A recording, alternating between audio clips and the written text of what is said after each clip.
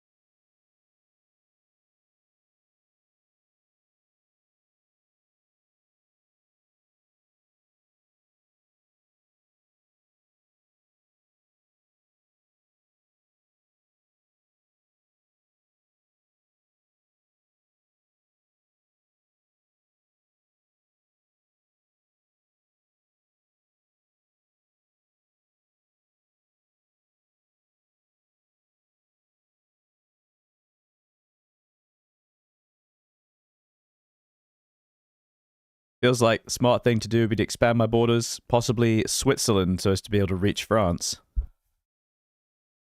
Do we not pick like the which one we're doing, monarchy or German Reich?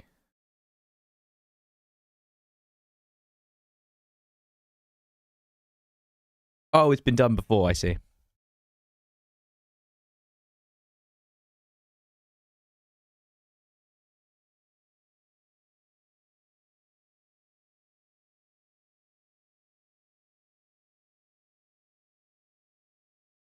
Got it. Got it.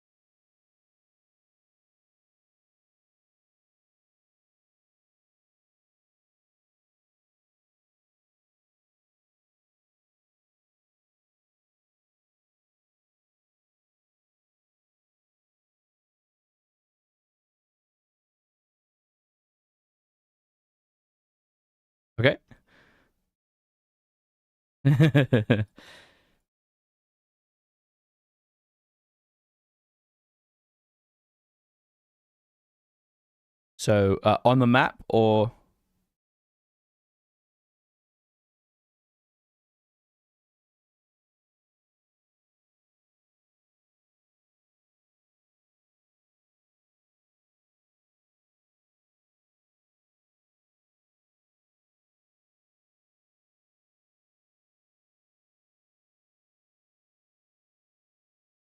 Sorry about that. Yep. Ooh. Okay.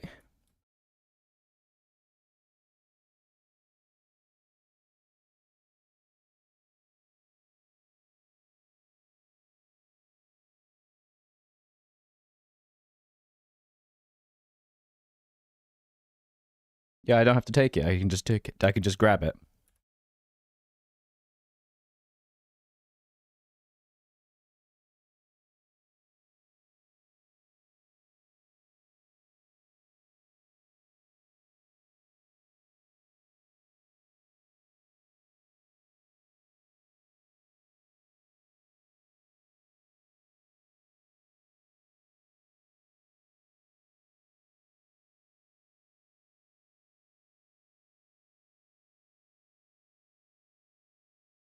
Apologies, everyone on stream. Can you not hear me?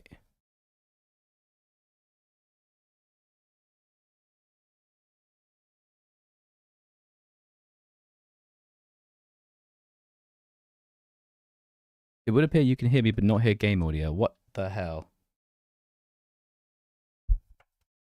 Damn, sorry guys. Give me a second.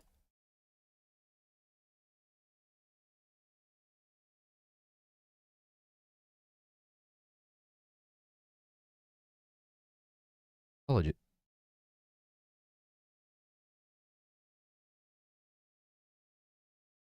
No.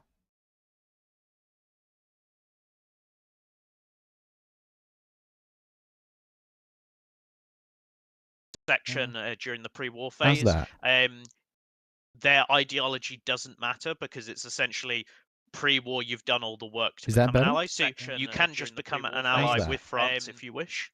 Their ideology doesn't matter because it's essentially pre-war. You've done all the work to become an ally, so you can just become an ally with France if you wish. If you take one of your I have no idea why that happened, stream. I do apologize. Oh, I must have messed with something, but we're back. I do apologize.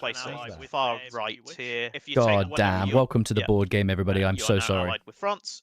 Okay, and then we move lastly onto the Soviet Union. Bit of steel. What would you like to do? Expand your borders? I do really apologize, everyone. This is the HOI4 board game. It's really, really cool. Please enjoy yourself. I'll explain any questions you have. Therefore, oh, that's the German Reich. I'm not helping you. Where's my flags? There's my flags. There's my flags. Therefore, we shall make Estonia great again.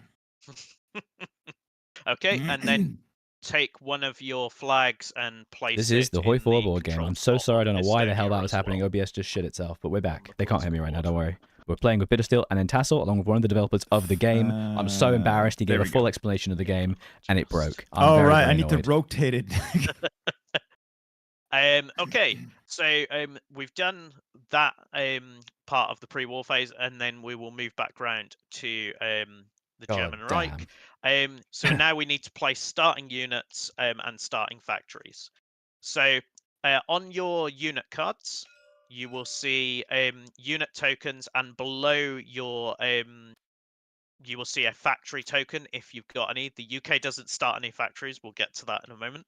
So starting with the German Reich, you need to place your 2 infantry and your 2 tanks and your factory.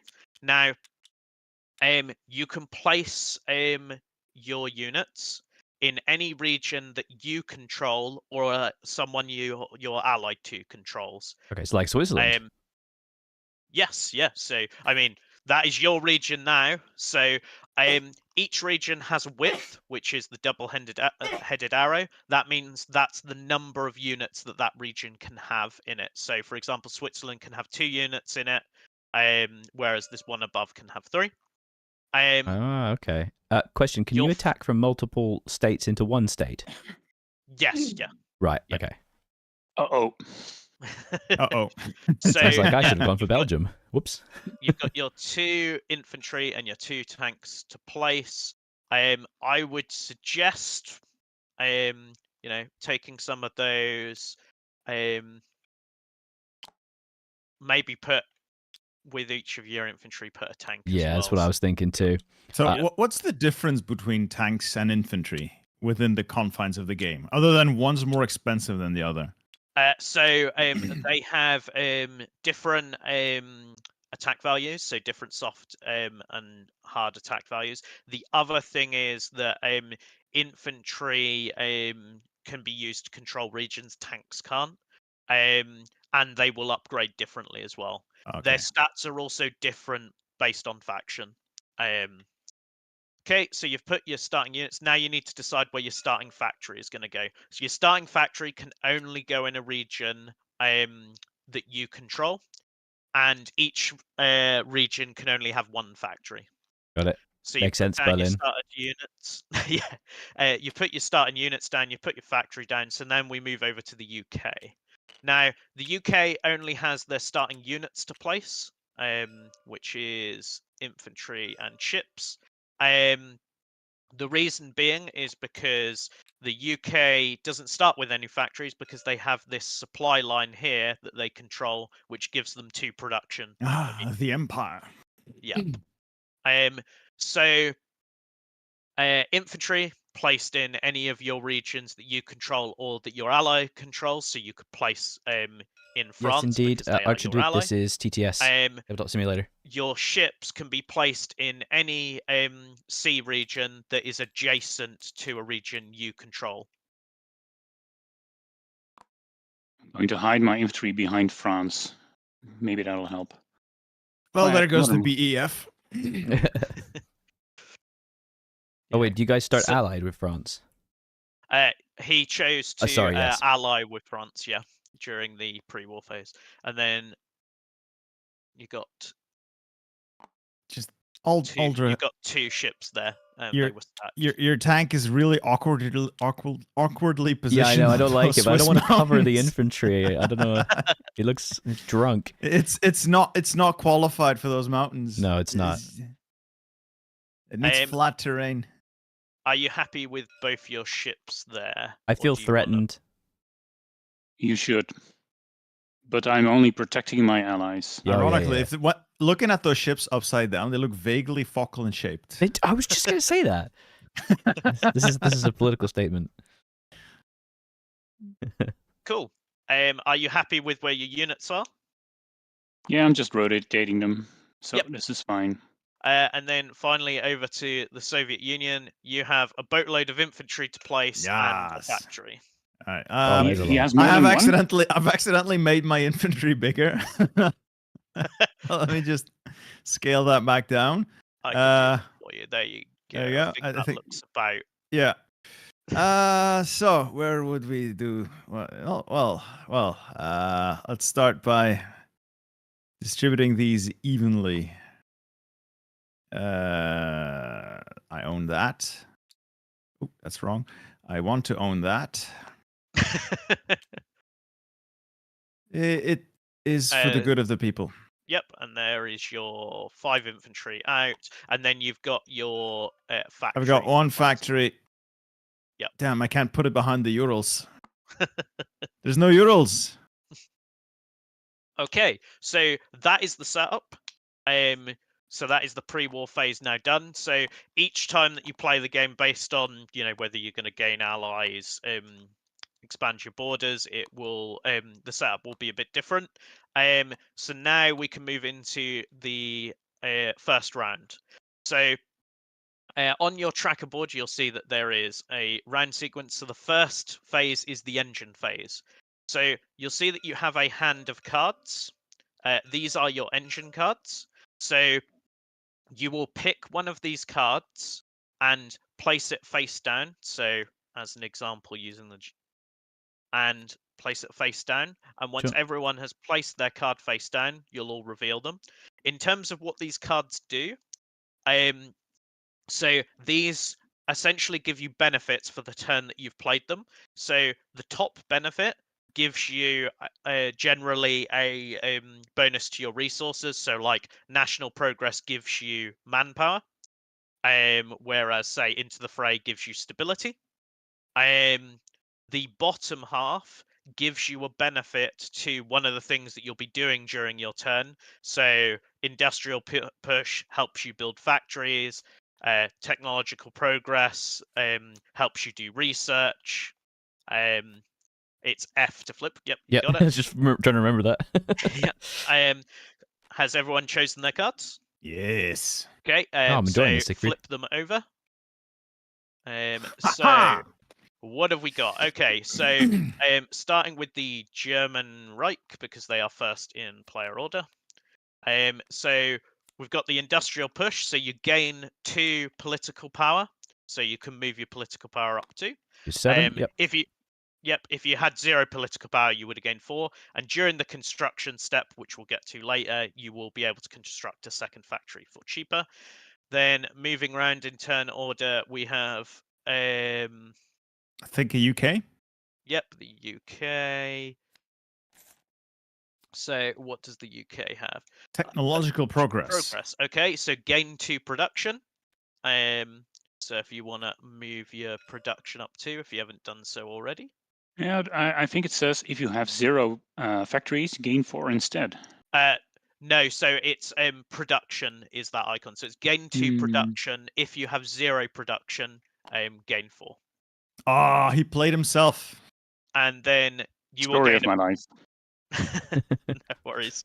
And then during the research step, you will gain a benefit, which we'll talk about later. And then finally, Soviet Union, what have they done? I have made my country stable. Okay, so gain 1 stability. There we go. And during the deployment step, the first 2 units you deploy will cost 0 manpower, which we'll get to. Because manpower is the biggest issue facing the Soviet Union. We all know. Okay, so we've done the engine phase. We now move into the action phase. So in the action phase, there are 5 actions listed, and you'll do all of them in order. And everyone will do every action, but your card may give you a benefit to that action.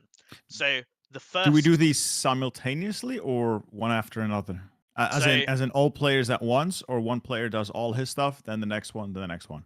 So you'll do them each in order simultaneously. So Okay. essentially, one of the big things with the board game is that most actions can be done simultaneously. So with say construction, everyone could construct their factories. The only time that you need to use turn order is if there's ever like a conflict, like say, I don't know, someone wanted to construct in a region and someone else wanted to at the same time or something like that. You would then revert to turn order and go, well, I'm first, I get to do that beforehand, you'll have to do something else. But generally a lot of the game can be played simultaneously to help speed it up. So the first action that everyone will do is construction. So when you construct, you pay 2 manpower and you place a factory in any one of your regions that already doesn't have a factory. If you have played the industrial push card, after you've built your first factory, you can construct a second factory for 1 manpower. So There you go. Yeah. if everyone decides whether they want to build a factory, you don't have to do any of these. Where are the factory tokens? They're in the bag. They're in the bag next to your flag tokens. You could just like put a couple of them out because you're gonna need them anyway. I love the physics on this thing. I like the little sound of the clicking as you put them down. Yeah. It's real nice.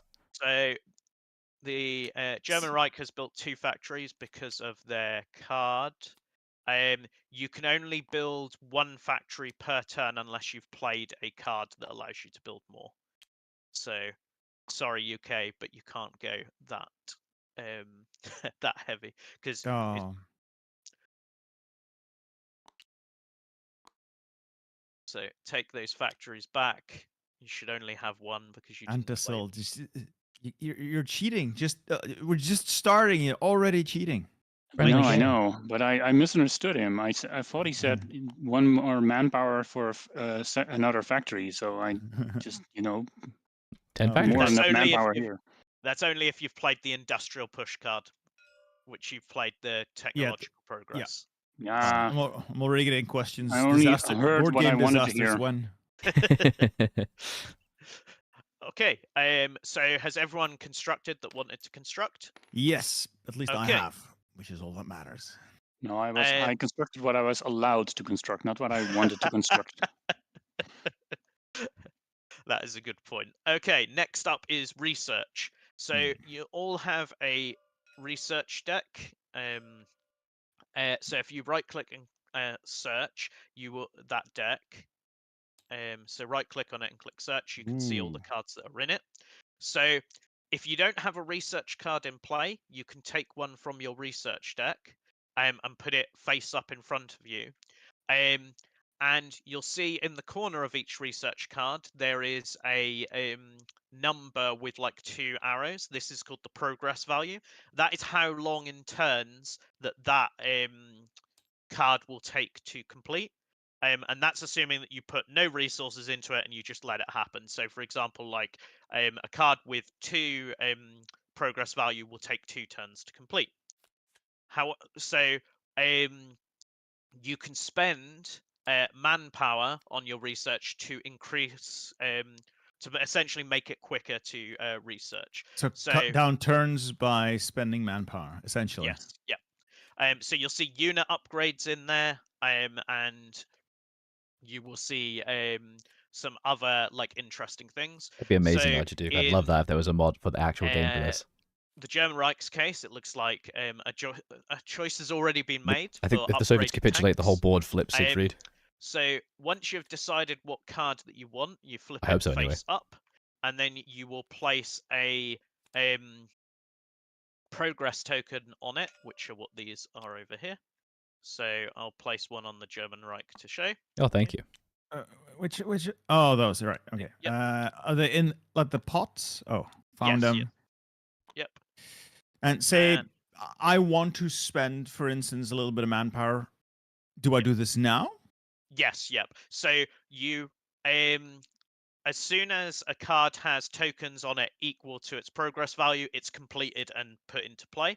So your tank 2 here needs 3 tokens, and each additional token that you want to put on costs you 1 manpower. However, the UK has played technological progress, so during the research step, they'll add an additional progress token to their in-progress research card. So they'll be adding 2 tokens instead of 1. So did you say throwing lives away to get more tanks? Did you say the tank 2 costs 3? It says 1 to me.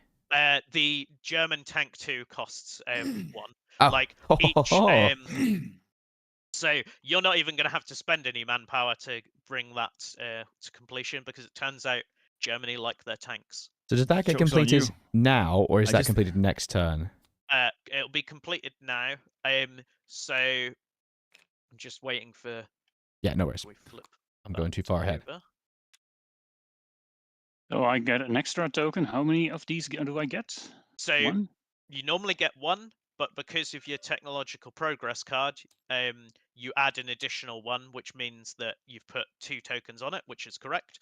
Now, now that everyone has placed their tokens and spent any manpower that they want to, but the Soviet Union has 3 tokens. What happened there? I have many lives to spend. He gets 1 token. He then spent 2 manpower to put additional tokens on so that he could complete the card. He can do that? Stalin can do anything. Yeah, so when you research, you get 1 token for free, and then any additional tokens will cost you manpower unless your card says otherwise. So in the United Kingdom's case, because you played technological progress, you got an additional token for free. Otherwise, that second token would have cost you a manpower. So now that everyone's got all their tokens on, any card that has tokens equal to its progress value becomes in play. So you can take the tokens off and return them to where they need to be in the bowl over there. And if it is a card like defense systems here, you just leave it face up in front of you. If it is a unit upgrade, you take it and place it over your current unit of that type. So the tank 2 will sit on top of the tank 1. Yep. So now that is the stats for your tanks for the remainder of the game. Big Very cool. stats. I don't like that both me and Bittersteel have done the same upgrade. Not a fan. You see, there is a certain dynamic here. So Arms next, race. yeah. Next is focus. So focusing works in the same way as research. The only difference is that to add additional tokens to a focus card, it costs political power instead of manpower. So you can choose a card from your focus deck, which is there and there. And these do a variety of things. You will see things like justified wars, which allow you to immediately go to war with someone, and you'll get victory points every time that you take a region from them. You'll see generals, which will give you new units that you can only hope, add Siegfried. to the board. You'll see trade agreements, which allow you to ally with people more quickly and give you benefits. And then you will also see some specific unique cards that may tie to various things that you know from the focus trees from the video game. So each player has a look and chooses a card. I'll give you some time to have a look and see what you think. I'm done.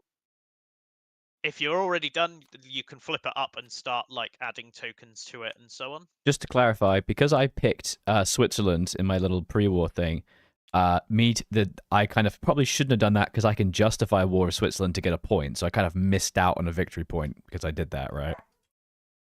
Yes, yeah, but no unless someone takes Switzerland off you, in which case, Yeah. oh no, because it would be controlled by someone else. Yeah, you did, unfortunately. Yep. Congratulations. Yep. You played yourself. Oh yeah. Okay, so then everyone puts a token on their card if you flip it face up. Do you wish to spend political power to put additional tokens on them? Yes, please. I do. How much is it? Just Okay. one per? One per token. Great. Damn, I also declare. I also have focus as declare war. I forgot about this. Okay. So has everyone paid for any tokens that they want? Yes. Who did you grab, Bittersteel? Was it Estonia? I grabbed Estonia as start, and now I am going to course Latvia. Nice. Okay. So we'll go around the table and put the various things in play. So the German economic war is in place. So you can take the tokens off. So during the deployment step, the first unit you deploy will cost 0 manpower, which will be pretty good for the rest of the game. Good to get that early. Then the UK has gone a different route and has spent their political power to bring a general into play. So you can take the tokens. Oh God. That's strong. So you will be putting your general into play in the deployment phase. So if you take the tokens off and return them to the bowl, because these. Oh, it's Bernie. Yep, and then his special effect is at the bottom. We'll cover that when we get to battles and so on later on. And then finally, the Soviet Union. So coerce Latvia. So this is a type of allying card. This is, I would say, a more forceful ally card where you kind of threaten them to be your ally, as the name suggests. So on the card, it says Soviet Union ally icon Latvia. So you become allied with Latvia. So if you want to take one of your I've done that. I've Yep. done that. It's up there on the board, I believe. In the right place? Yes? No? Maybe? Yep, that's correct. Correct. On Latvia.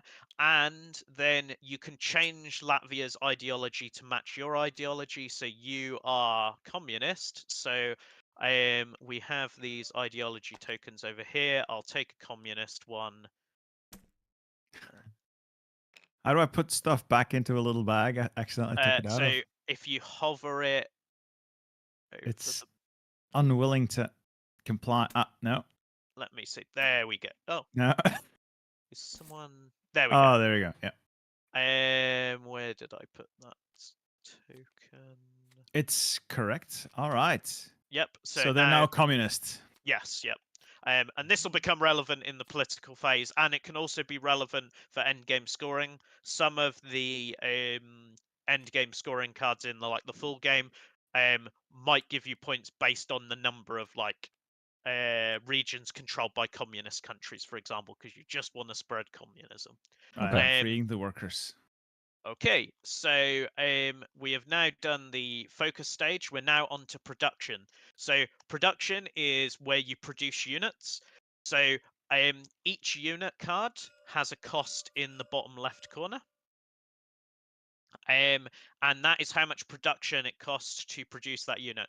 When you produce a unit, you don't put it on the board, you put it on its card, and then you'll deploy it on the board during the deployment phase, which is coming up next. Now, this is a good time to talk about some of the other things. On your country board and your ideology board, you have a traits section, which are special rules that your country and ideology give you. So, for example, the German Reich, during the production step, the first unit you produce costs 1 less production. Whereas the Soviet Union, large population, during the production step, when you produce infantry, you may produce 2 units instead of 1. Oh my god. So you get 2 for 1 on infantry because you've got a lot of infantry. The UK's trait is related to maintaining stability, which we'll get to later. And you've also got the fascist propaganda.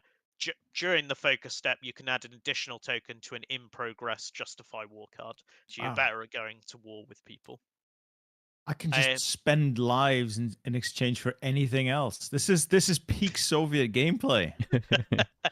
I'm glad to hear you say this that. is peak Soviets. Anytime you may spend manpower as if it were political power or industry. You've nailed Stalin right there. Okay.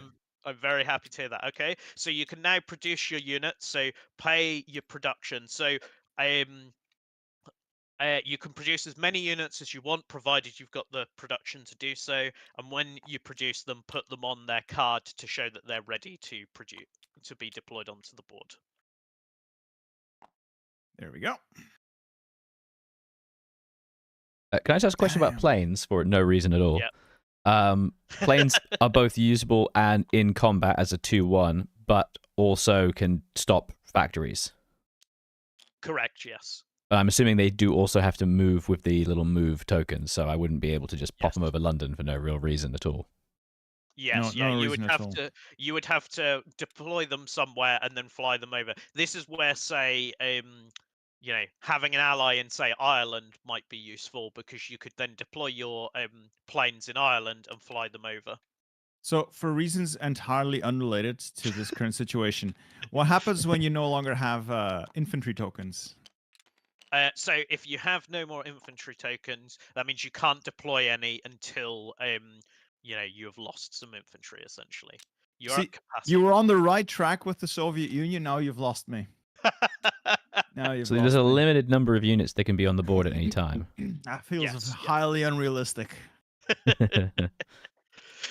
I'm wondering here. I'm producing as much as I can, but I need to pay for this stuff, right? Yes, correct. So the cost would be, if I look at the card, 1 industry per infantry. But what's the manpower cost? Is that default 1? It's always 1, but you don't need to worry about manpower at this point. That'll be in the deployment phase, which is coming up next. So, I've been spending. That's that. Okay. Yeah. So it's just production at this point. And Oops. Each unit, it's the bottom left is their production value of their card. I may have accidentally spent everything. Almost everything. Like, production largely within the game is mostly about producing units and so on. There are a few instances where you may want to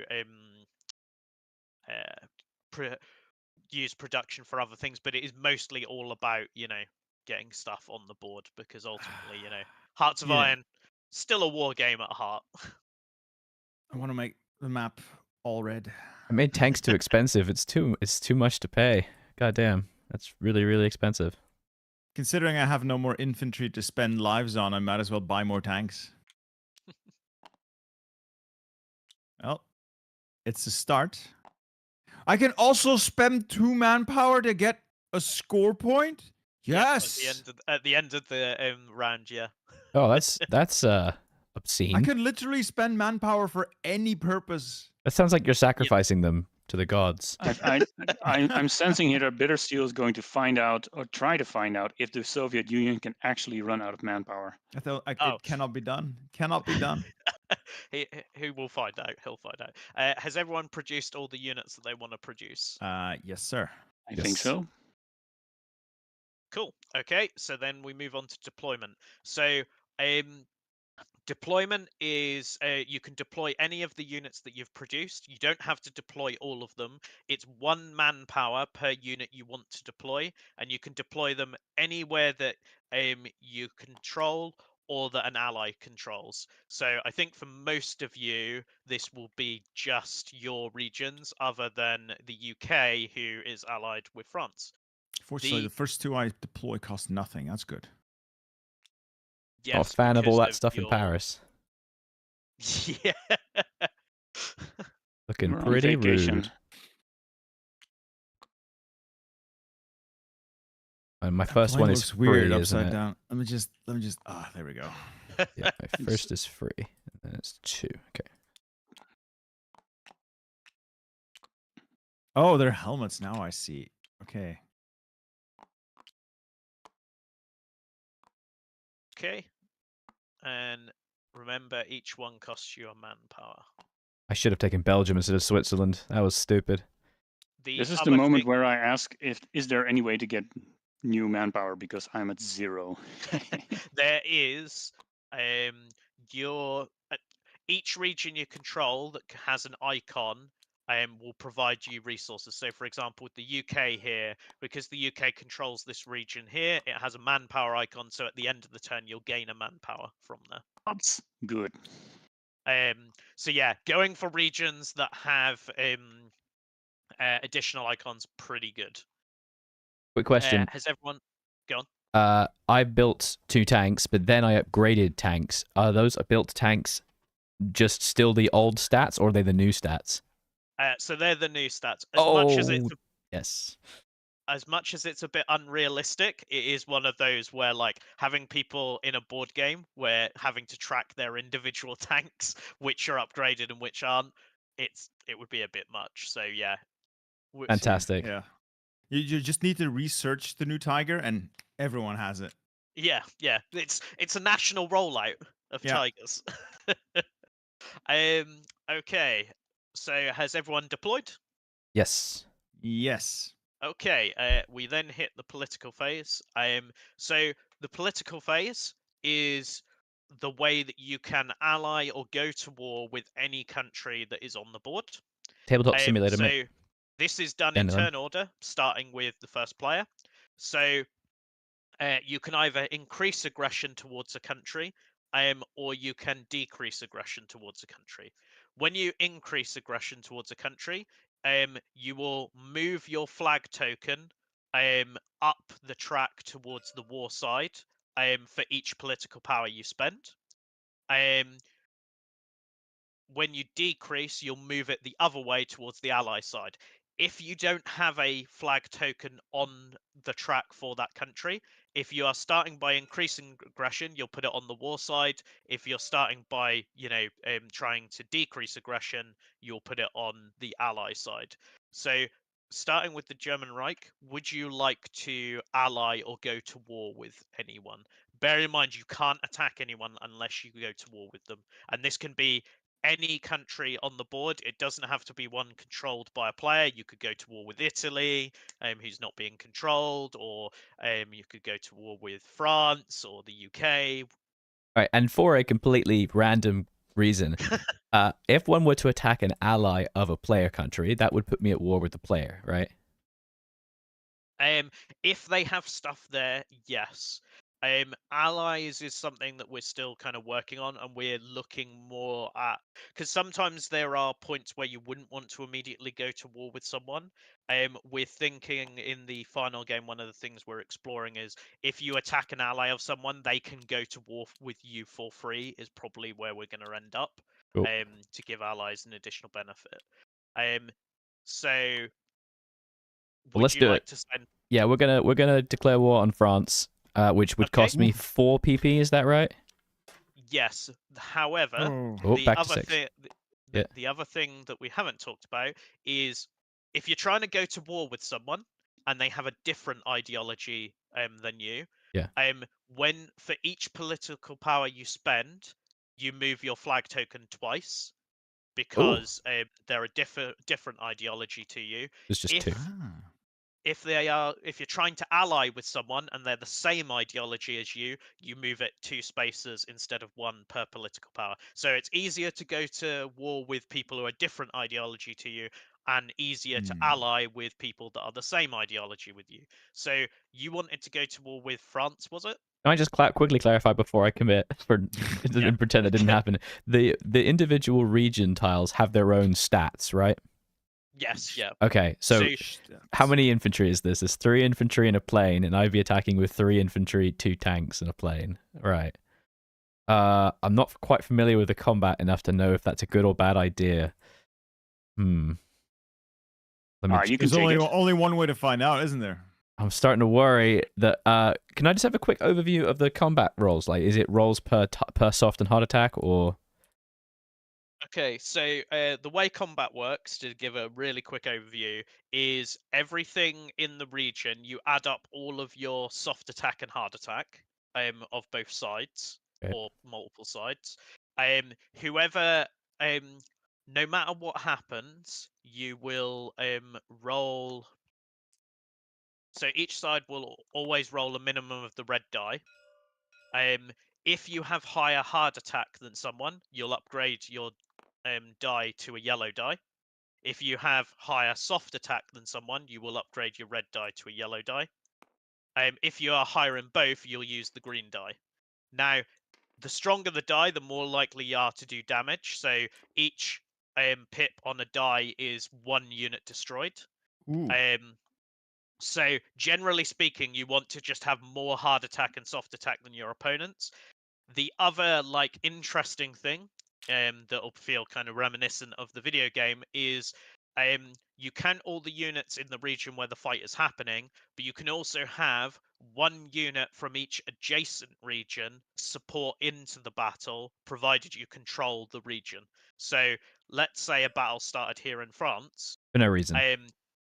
Yeah, no reason. That not forecasting at all what's going to happen is you could have one of your tanks support into this region and add its hard and soft attack value to this region, and equally you could have the same from this region, have 1 unit support in. So can you only support from one type? Like, can you not just move everyone all together? You can do. You could move everyone in, but supporting allows you to get around the width of a region. Yeah. Less so a problem here in France, where it has a width of 5, so there's plenty of room. But somewhere like, say, Switzerland that can only have 2, you could, if there was a battle going on in Switzerland, you could support from here and here, and potentially have 4 units involved in a battle in Switzerland, even though it only has a width of 2. Oh, I see. So the support, 1 unit support increase, it doesn't count to the combat width. Yes, yep. And I'm only going to be able to have 5 in France because both. I see. Okay, this feels like a terrible idea. Just to encourage you then a little, I'm allied with France. He's going to attack France. Is France going to do anything? Does it ever? So, you wouldn't be able to attack France unless you attacked the units first. So the way that all combat works is you deal with the units first, and then you can attack the stuff underneath. So if there are no units in a place, you can just attack the region itself. So in this particular case, you would have to go to war with the UK, deal with the UK units, then fight the French region, which, given that it's a capital region and it's early on in the game and you won't have like a lot of upgrades, probably gonna be a bad idea. Oh wait, I they mean, you don't do fight together. no, so it's units fight, then regions fight. Oh, Oh. interesting. Okay, that changes I things. was looking at this here. Oh, these people around me are all defenseless, but they're not. Yes, yeah. Yeah, the soft attack and hard attack of each region is kind of important. But this is another place where supports can be useful, because also, let's say, looking at the Soviet Union up here, is you go, oh, I want to move some stuff into Poland here. Maybe I want to move these guys in as well. Maybe move this guy over here so that down here so that I can get a support into here. And so on. So supports can be really key because you can get essentially ignore that width and get that extra hard and soft attack that you need. Okay, then I'm going to pretend as if none of that ever happened because I think I'd probably just explode. I think I would actually defeat Antassel pretty quickly with the units, but then I think I would, because I'm guessing we both roll die and it's very almost guaranteed we'll do casualties to each other. Pretty much, like Yeah. the red die has some blanks on it, but like unless you're most of the time you'll take like a casualty on the lowest die unless someone is rolling the higher die, in which case you'll take more. The other thing you could look at is look at and go, oh, okay, is there somewhere that I want to go where I can go and get additional resources? Like maybe you want to look somewhere like here and go, okay, maybe I want to head down here to Czechoslovakia. I think that's Czechoslovakia. No, wrong country. Yugoslavia. It's Yugoslavia. Yep. Has a manpower here, so maybe you want to go to war with Yugoslavia so that you can then pull some stuff down here, take control of this, and get some additional manpower. Would he not need to border it? So you can move through any region provided you're not at war with them. So you can pass through. Yeah. That's pretty cool. You only have one token that allows you to move two. You have two tokens that allow you to move one, and then you have a bluff. So moving can be a bit restrictive, but you can pass through regions provided you're not at war with them. Right. And allying with a country does not give me the resources that they have. It just gives me the ability to put units in their country. Yes. Yeah. Okay. Oh, this is actually kind of a tricky decision then. Okay, let me just undo. I haven't actually done it yet. I've one more question. When you finished a focus, is the effect continuous or is this a one turn only? So it depends on the focus card. So which focus I'm looking card? at my Into the Fray. I know that the top one is one time only, but the bottom effect, is that continuous or is that? So that's an engine card, but you'll choose a different engine card each turn essentially. Yeah. And you can't play the same one again. So Damn. you have to alternate. And sorry, just finally, supporting, is that just a thing that can happen? You can just say, I'm calling in this unit to support from an adjacent thing? Yes, yeah. Okay, provided you control the region. Yes. Or what if there's no units in it whatsoever? So then it doesn't support. Okay, yeah, because they're just walking in. All right, I'm in a bad situation then. Okay, cool. The other thing I guess that you could think about is your end game scoring on Return of the Kaiser is all about for each country you control. So it's also advantageous for you to just control countries. Yeah.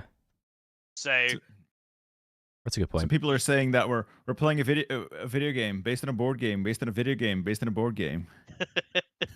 I'm like struggling what to do here.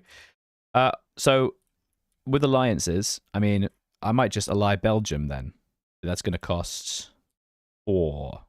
No, 2. Yes. Yeah, 2. Yeah, because yep. So you're going to ally Belgium. So up we go. So yep, and move it all the way across because you're allied. Oh, thank you. Okay. Well. then move around to the United Kingdom. Do you wish to go to war or ally with anyone? I wish Peace to in our- go to war with Oh, peace in the- our time. No, that's the other UK. I'm going to war, and I want to go to war with. Where are my tokens? Here's one. Belgium. Ireland. Ooh. Cool. Okay, so Ireland are a different ideology to you. So that means for one political power, you'll move 2 spaces. So Ireland is here. So ordinarily, so you would pay a political power to put it on the first space of the war track. However, you're a different ideology, so you would move it an additional space, and then you could pay 1 more political power to move it 2 spaces because they're a different ideology to you. So I assume. I'll do that. Yep. So you are now at war with Ireland, so you could now move stuff in and attack it without any issue. Except I don't have any troops there, but that's neither do they, so I'll get around to that. I'll get around to crushing the Irish at some point. And Every British monarch ever. yeah. And then over to the Soviets. Do you wish to go to war or ally with anyone? Insert surprise Pikachu. I am not interested in doing any of those What? at Really? this point currently. Okay. Possibly. friends, However, all I'm nations. thinking now out loud. I have focuses for all of the people I want to conquer. I'd rather use the focuses. Would that not be better? Then I can stockpile political power for other things. I mean, you can do that if you want. Yeah, like or the other option is you could go to war with, say, something like Poland. I have been considering that, but so that you could take this and get the political power. I've been doing the math, and I think I could potentially maybe win, but I reckon you could with your supports and so on. I believe in you. I also believe in myself. We are fierce protectors of Poland, though, so we'll take that as an act of aggression. See In that case, I will have to free the workers of Poland by spending 2 political power. Because they are a different ideology than you. They are And not. they are non-aligned, I suspect. Poland, yeah, non-aligned. You are correct. Where's here. Poland? There we go. Where do we So- see that? Sorry. Oh, it's right here. It's right here. Yep. Okay, so you're now at war with Poland. Okay, and then it passes back to Thanks, the Blossom. German Appreciate it. Reich. Do you wish to do any more politicaling? Oh, can we? Does it just go on and on until we've all passed? Yes. Yep. Oh, brilliant. Okay, so I have allied with Belgium. Ireland's been declared war on, and Poland's been attacked. Okay, cool. I didn't realize there was more than one. Give me 1 second. No worries. That's interesting. Hmm. I'm gonna. Oh man.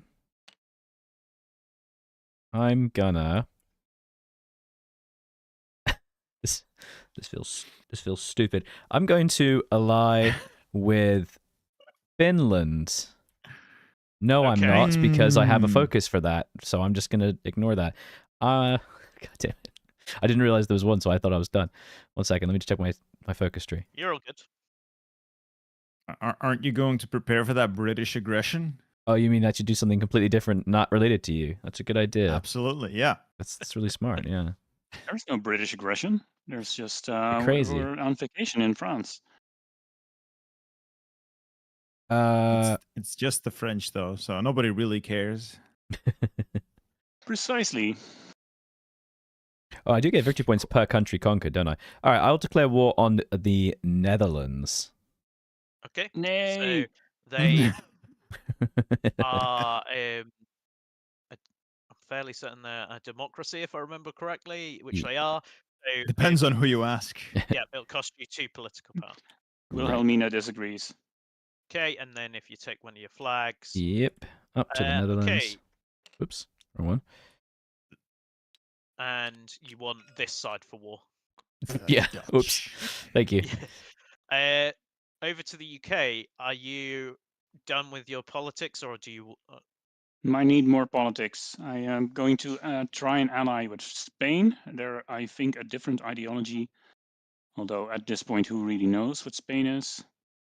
Spain is not. It's aligned. 39, I suppose, at this point in the game, so they would be Yeah, under nationalist. new management. So it would cost, because they're a different ideology to you, it would cost you 2 political power, because it's for allying you need to be same ideology to make it cheaper. I see, and I don't have 2 political power, Yeah. so this would be an illegal move again. Yeah. Alternative legality. I'll just stop with the politics for now Yep. then. Okay, Soviet Union, do you want to do more politics, or are you going to pass? I'm going to pass. Okay, and then back to German Reich, because I believe they're the only ones who haven't passed. I will Are you pass. done, or cool? So that is the political phase done. We now move into the conflict phase. So you have 4 command tokens, which are the ones with the arrow, the double arrow, and then the decoy, which is like the cross through it. So what will happen is, in turn order, you will take one of these tokens and you'll place it in either a region that has your units in, or a region you control, and you'll place it face down, so no one will know what token that you've put down.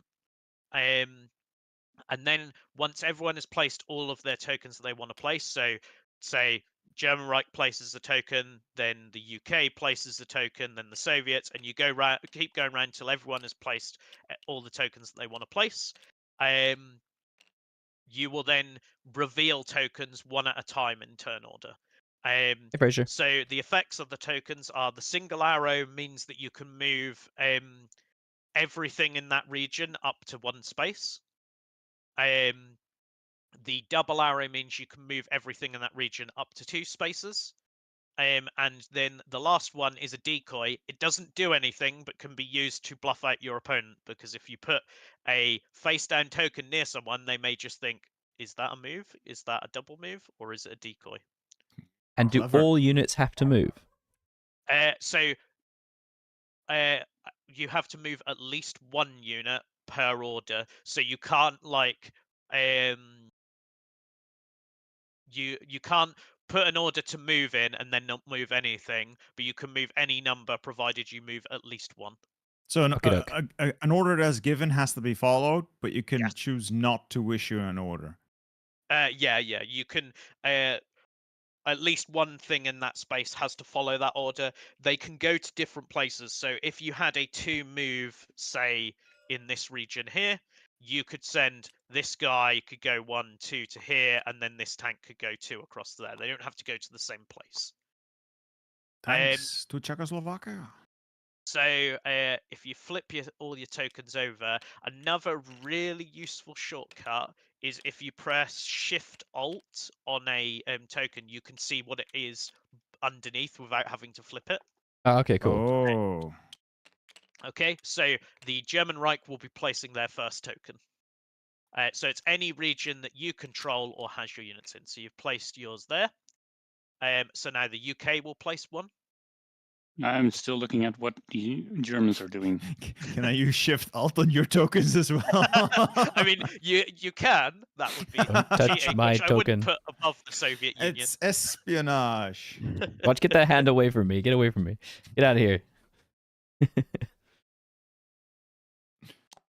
Okay, and then the Soviet Union. My camera's confused. Okay, Did you there we close go. the curve? Never mind. Okay. No. I Sorry, said up. Extreme. There's 3 cats outside my window, so my dog wants to kill them. My camera's been really. It's refusing to move my camera around. I think something's gone on. It's espionage okay. again. It's foreign interference. Okay, you're done. There you go. Yes, I believe I am. So then back to the German Reich. Do you want to place another token? Oh, yes. Just remind myself which one's which. Yeah, no worries. Oh, my keyboard keeps switching between languages with that Shift Alt. Oh, okay. Is that why? Yeah, that would be why. And then the UK have placed another token, so it's background to the Soviet Union. What was that? There we go. Okay. Then back to the German Reich. Apparently, a cat is being sexually assaulted outside my window. I don't like that. I don't like this. Do you want to place another one, German? Okay, back to my game.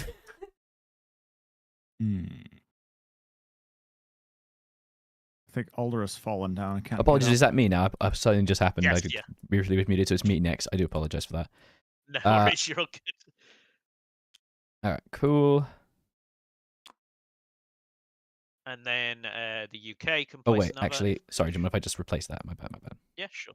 Strictly speaking, I can place one other token, but I can't place tokens in regions that I have no units, right? So any You got region, boats. Yep, any region you control or that contains your units. So that can be these regions. You can also chain tokens together as well. So you could have, for example, you know, if this one was a 1 move and you put 1 move here as well, you could go move here. I'm British, Albionic. Into here, then Just have a weird resolve voice. this move 1 token and move again. I see. And how do supports work? Can ships support land? Yes, yes. Oh no. Man just found out what Britain's all about. Oh no. Yep. Then Soviet Union has I placed am another. done. And then German Reich, do you want to place your last token? I don't have the ability to, so I'm good.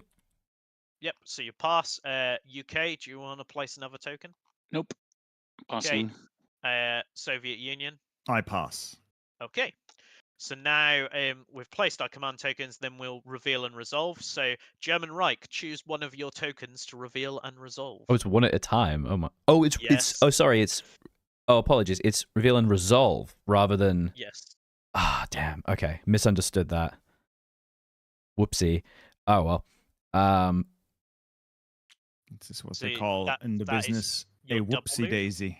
Now, how does this work? Because my initial plan was to move a tank to the Netherlands, and then with a ran, and then because I can't take it, right? When I leave it behind, I need to have an infantry there, right? Yes, yeah, you need an infantry there. You could send both you could send your infantry and your tank there if you wanted. I guess, yeah. Go on then. But oh well. So you've put those 2 there. So you've now resolved that token, so you can remove it from the board and bring it back to. Okay, United Kingdom. Which token would you like to resolve? But do I need to do the combat, or is that happening? Do we do all the end? So you do all the orders, then you resolve combat. Gotcha.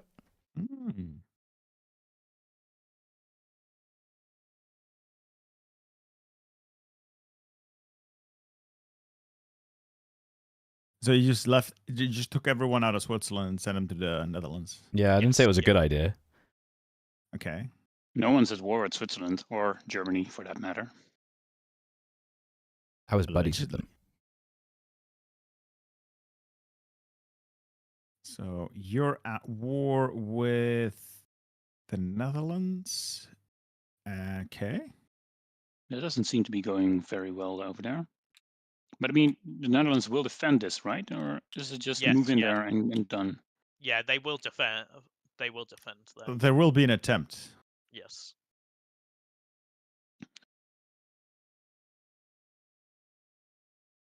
I am at war with Poland, so yes. Yes, I will be able to move into Poland. So which token you resolve in UK, you're still thinking?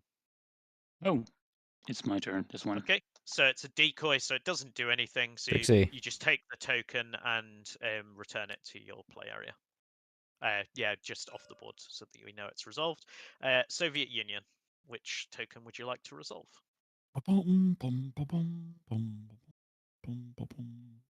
There you go. I'll flip that, double move. We're moving in there. Yep. Okay, and then take the token off the board. Back to the German Reich. I did a little move because I somewhat misunderstood, but hey, what are you going to do? So there's a width of. Oh, okay. So where are you going to? I assumed you were going into the Netherlands. That was a bit eager on my part, but. Well, mostly because I misunderstood how supporting and moving works did in my own ADC, so I'm just gonna do that. Yep. Which is my buddy, which I can do. Cool. Do you want to move another unit into the Netherlands? Oh, I can split them up into different territories. Yes. Yep. Okay, I do not. Are Or you do sure? I? Yes, I Because do. like Actually. you may take a casualty in the Netherlands, and you want to make sure that you have a unit. Oh, I need to make sure I have an infantry left as well, don't I? Yes. Yeah. Okay, we'll just do You could sacrifice a tank. No, we're good. We're good. We're good. And Okay. you could still send a tank there if you wanted to. I mean, it seems dangerous. Okay, that's fine. So you've resolved the token. You've taken it back. So then UK, if you'd like to resolve a. What are lives if not to be spent? Oh, So mistake. your plane can move one, so it'll move. So the sea region is another region. So it could move one into the sea region because planes. So in terms of moving across regions, is boats can move only on the ocean, as you'd expect. Planes can move in any region. If something wants to pass over water, it needs to move into a space with one of your boats and then move across. So, as an example, if, say, the UK had a troop here, is if they wanted to get over to Norway here, they would need to have a boat in the ocean here, move the infantry onto the boat and then off the boat, or have a double move and be able to skim across the water, basically. I have a question, Steve. Yep. How much do you enjoy the Game of Thrones board game? The Game of Thrones was definitely an inspiration. Yeah, I've seen the transport rules and the tile thing, but different because support is automatic rather than being a tile. The original External Allies also had interesting stuff for loading and unloading naval invasions. Yeah. So the UK has done their token if you want to take that back. Soviet Union. I shall reveal my trap card. I found out how flicking. I'm using the flick command. You can flick? Oh, hell yeah. I figured out how that works and I want to do it. How do you do it? It's one of those commands in the top. It's F4 or F5. Oh, that's great. I love that. Then back to the German Reich. Oh, yes, So yes. It's just my last one, which is a move icon, and I deeply regret my choices because there's only 3 things there. I mean, we'll be fine. Yeah, we'll do. It'll be fine. Yeah. It'll be fine. That would be a double move because there's a. Yes, it would. There. Oh dear. Yeah. We're gonna do this. Okay. The Netherlands are outmaneuvering you. They'll do that. They'll surprise This is you. sneaky. Then the UK, your, I think, last token?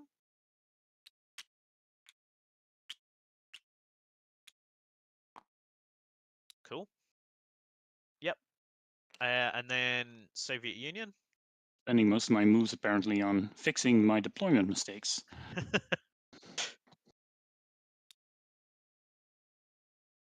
Do I have to move everything? No. Or can I leave a unit behind? Yeah, you can leave a unit behind. And also, this has a width of 4, so you couldn't put another unit in there. Okay. It could move through it, but it can't end there. Okay. I do believe it's special Soviet rules. You can leave a unit behind, but it will cost you manpower. It's called a blocking battalion. Okay. So that is resolved. So if you want to remove that. And make sure your guy move him back. Okay, so then we increase aggression.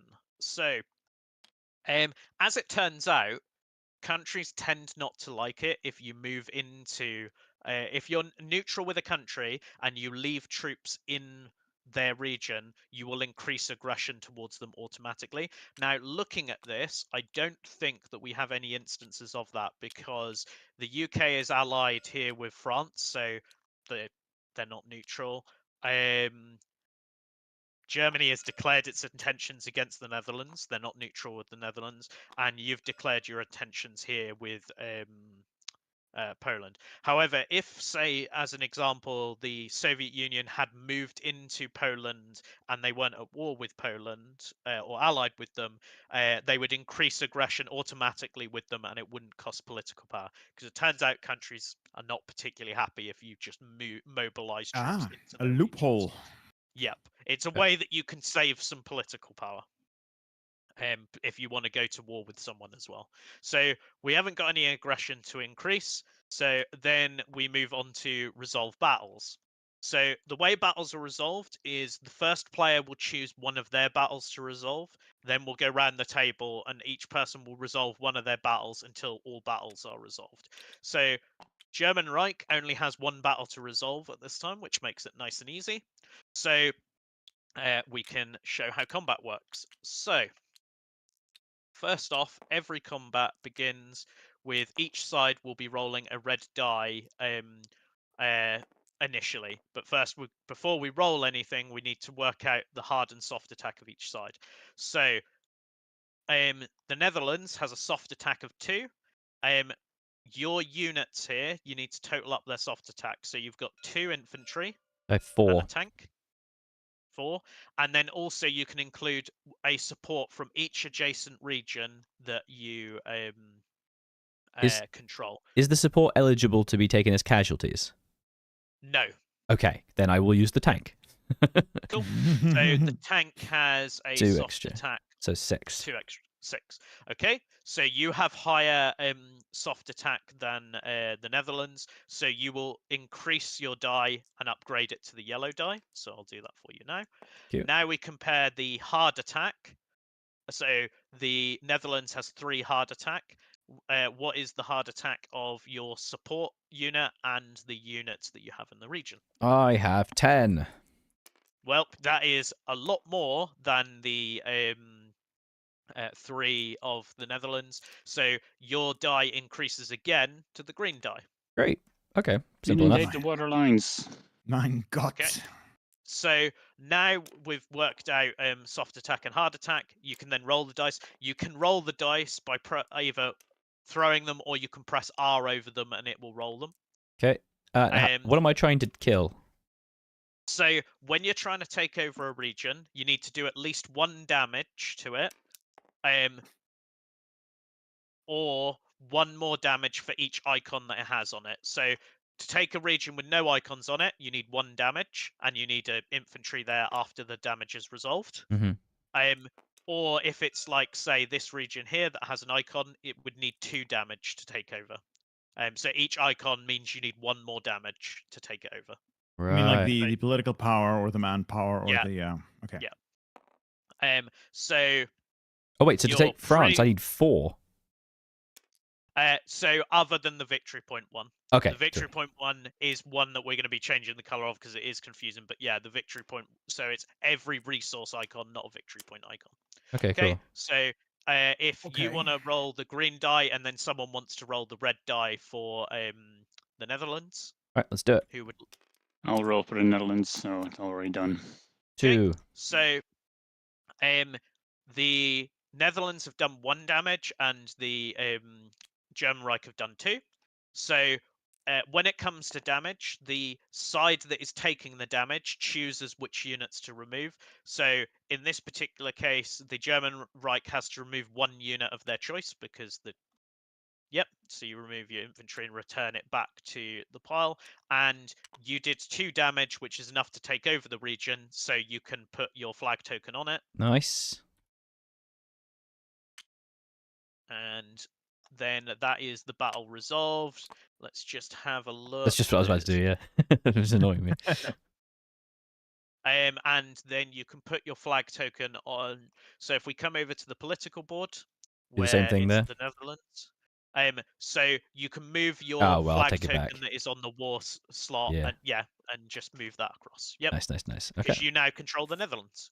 Huzzah. And then that is that battle resolved. So then over to the United Kingdom, which I don't think you have any battles at all. No, I declared war on Ireland, but there's no army there. Yep. It's a phony war. Okay, so then over to the Soviet Union. Then we shall So- fight over Poland, yes? Yes, so I'll get the red dice over. Okay, so Poland has a soft attack of 6, so total up your soft attack. So you've got 2 That's tanks. 4 plus another 2, that's 6. But then also you've got your support here, which is another That's 7, I guess. 7, yep. So you have higher soft attack, so you can increase your red die to a yellow die. And then hard attack, Poland has a hard attack of 3. I think I have 4, if I'm not mistaken. Yes, 4. Yep.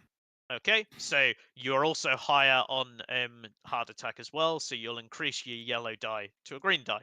So you'll roll Hoorah. the green die, and if someone would like to roll for Poland, the red die. Oops. And let's roll. Gotcha. Oh, boy. Gotcha. Well, at least I hurt you. So you did enough damage to take the region because you needed 2 damage because it's 1 damage plus the number of icons, and then yep, the Soviet Union has to take 1 damage. And now According to now- Soviet doctrine, without casualties, there wasn't a battle. So this is good for them. Yep. So now you take. You don't need to move that across just yet. Oh, you're right, because Poland's Just- still there. Yeah, there is still another region of Poland. It's not completely controlled. Damn. So that is that battle now done. We would then move back to the German Reich, but I believe they don't have any other battles to resolve. Just that. Yep. And the UK didn't. So that is all the battles. So battles are pretty quick to resolve because of the fact that particularly as you get further into the game, you will probably have multiple battles to resolve. It's not uncommon for players to get to like 3 battles a turn, etc. So that's the conflict phase now done.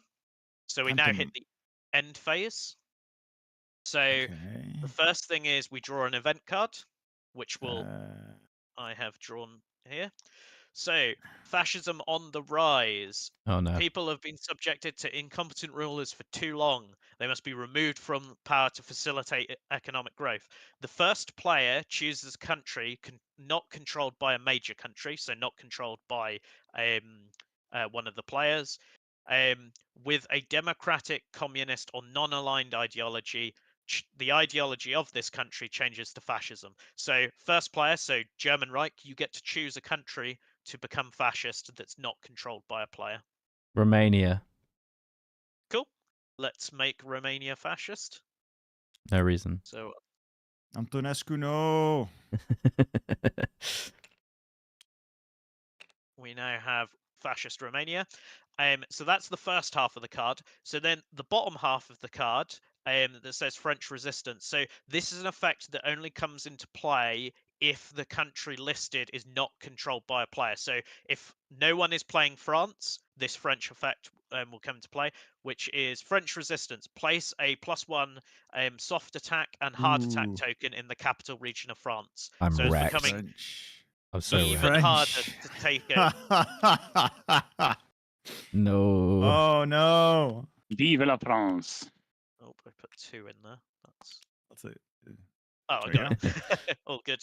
And that's the event card now resolved. So event cards can lead to things where, countries take over each other, ideologies change, or, things like France can rise up. Then next, we generate resources. So you have a look at all the regions you control and total up all of the resources on them and increase your trackers by that amount. Factories increase your production by 1 for each one that you have. Okay. So it's 2 PP. factories, 1, 2, 3 manpower, and 1 political power, I believe. you got 4 manpower. You got those 4. Oh, I missed that. Yeah. Correct. Yeah. Trust me, like with 7. Soviet Union, you will want your manpower because you can use it for so many things. Yes. You are the manpower faction. Into the meat grinder. I only got 1 manpower. Sad. The UK is deficient on manpower, whereas Russia swims in it. No, India's not on the map, so you can't really rely on it. Yeah. Has everyone sorted their resources? I do believe so, yeah. Yeah. The next one is check stability. So on your board, your stability level will have 2 icons next to it. So you will see a production symbol and a manpower symbol. You may get a benefit or a negative to your resources based on that manpower. I think so. The UK will get +1 production because they're on a stability of 4, whereas I think both of the others are on 3, which means they get no benefit but no negative. When can you Now, increase that? That's literally what we're getting sorry. on to. Sorry. No worries, we're all good. You're getting ahead of me. Okay, so stability is not something that inherently just stays high or increases. It's something that you have to maintain. So the first thing that you have to do is you have to pay the political power next to your stability to maintain it. Otherwise, your stability will drop. Oof. Now, after you have maintained your stability, you can increase your stability if you pay the maintain value on the next one along. So if you're on 3, the maintain value of 4 is 2, so you could pay 2 political power to go up to 4 stability. You don't have no to. thanks. I Yeah, no like thanks. it a bit bumpy. I like it a bit bumpy. It's fine. Anyone else want to, or they all? Or we all I want to, can't afford it. Okay. Story of Britain's life. Yeah. And then next one is score victory points. So at this point, we look at any capital regions that are controlled by other players. So I think everyone still has their capital region and no one controls France. So Yep. we're not going to score for that. Then have a look at your additional scoring and see if there is anything 7, there. 8. I got to do some math. 1, 2, 3, 4, 5, 6, 7, 8, 9. I control 9 regions. Does anyone have more than 9 regions under their control? Don't think so. You get VPs per region for regions? Damn, that's good. No, I get VP. I get 1 VP if I control the most regions. Yeah. No, I have 6. And then I'm going to spend another 2 manpower for another VP. Oh god. So 3 score VPs. tracker is down here. I will move the Soviets. Right, so the Soviets will just basically sort Move them of up to 3, 'cause automatically that's win some if we don't manpower. stop them. You started on 0, so you should have 2, right? Do you not get 1 for controlling your home? No. Not for controlling your home. It's Okay, other, it's 2. My bad. And I've made a mistake, right? Because my VP1 is wait. I had it a second ago. Ideology war. Yeah, if I'm at war with a country and it doesn't match, I get a VP, but I'm not at war with the Netherlands anymore because I own them, right? Yes. Are you at war with anyone else? No, I'm Germany, famously peaceful. So I should have declared war on someone else and not attacked them so as to farm VPs. And then the UK, the UK's is all about controlling things. So the first time you take control of any region except you're starting, you would have scored a victory point. And when you conquer a region controlled by a democratic, communist, or non-aligned ideology, you would have scored a victory point as well. So no victory points from the UK, but you're ready to take Ireland next turn and get some victory points that way. Then, so we've scored our victory points. We then advance the RAN tracker, which is up the top here. So we move into 1940. Then we pass the first player token clockwise. So the UK would be first player next turn. And then we move back to the start to the engine phase.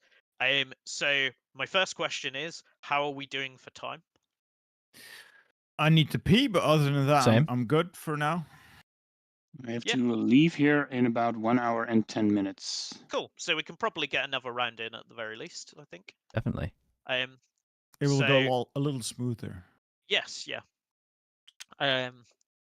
So what we'll do is we'll get set up for the next round. So we're back in the engine phase. So you need to pick an engine card from your hand and put it face down. Is that the ones? Oh yeah. In your hand, yep. Mhm. And then the one that you already have in play will then return to your hand afterwards. So you've got to pick one from the 4 that you've got, and then the other one that you played last turn will return to your hand. Okay. Mm.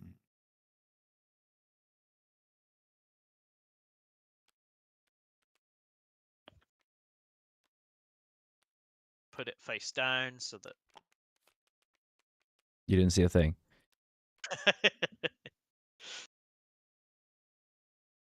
Toilet break, guys. Sorry? I will return. Yes, To I will do the pee. same. You're Yeah, back. me and too. I'll just quickly grab some. Yeah, one moment. I gotta pee. You're back stream. I also have to pee.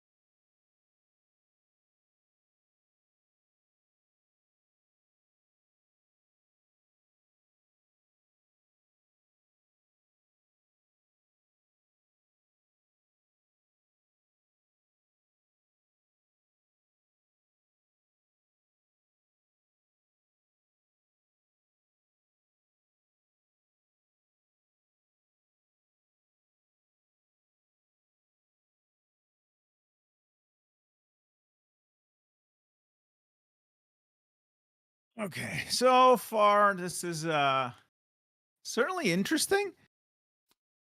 Being a first time, it's going to be a little slow. It looks a little complex, but I think we're starting to get the hang of it. Looks a bit familiar. I think it's very Axis and Allies-esque.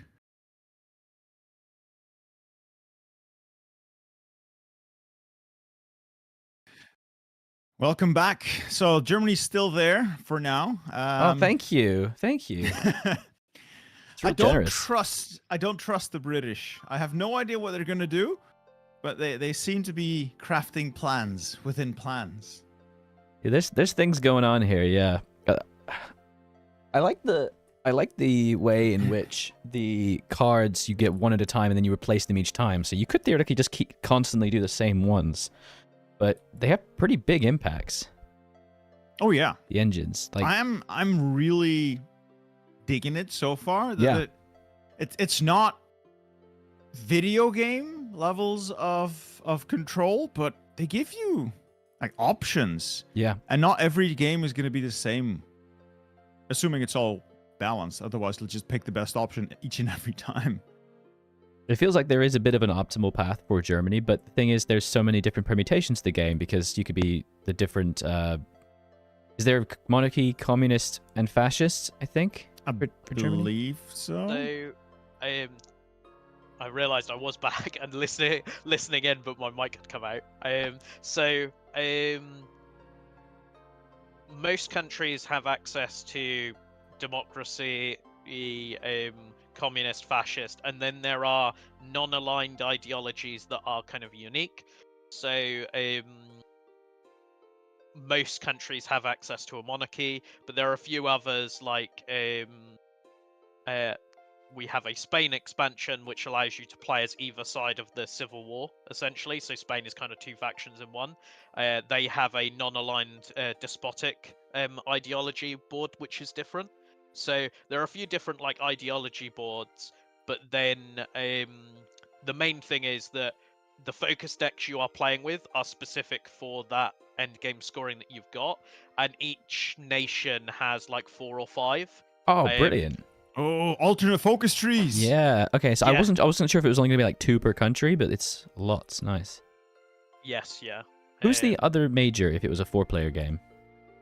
So if it was a 4-player game, so the core game, the other majors that you'd have access to is either France or Italy. Okay. In the core game. And then the expansions that we've got is Spain, which can be either Republic Spain or Nationalist Spain.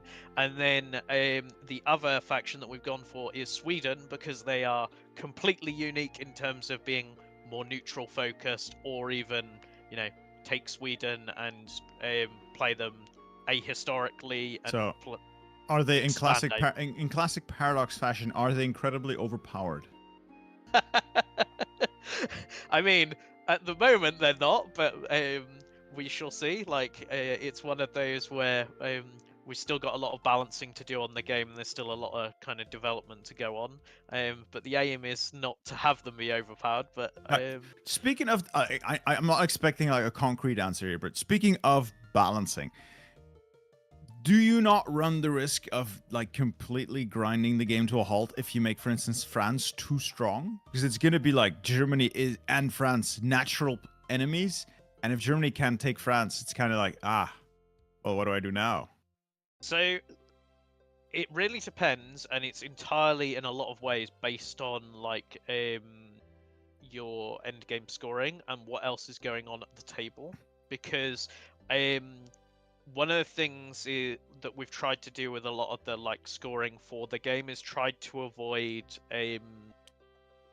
scoring objectives that perhaps are very like specific, or if they are very specific, like you need to control this country, there are options, or we give you a lot of points for them.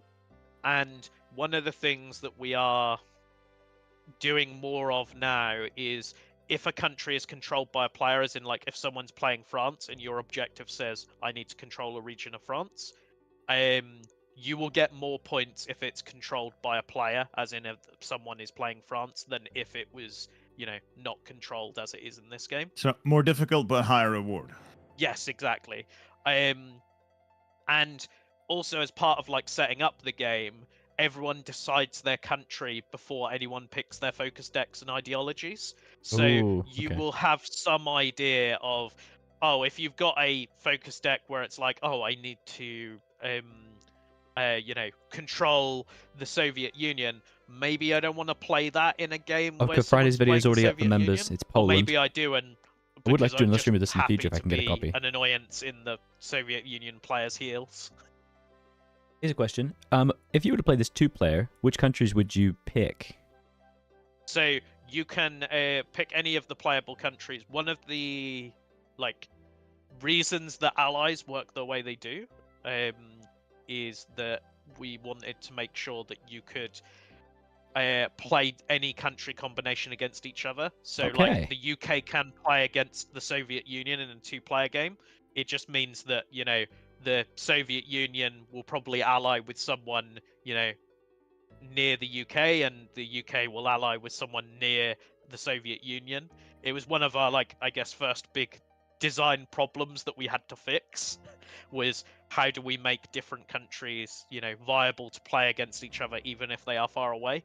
And yeah, one of the other things as well is obviously the game at the moment is only the European theatre.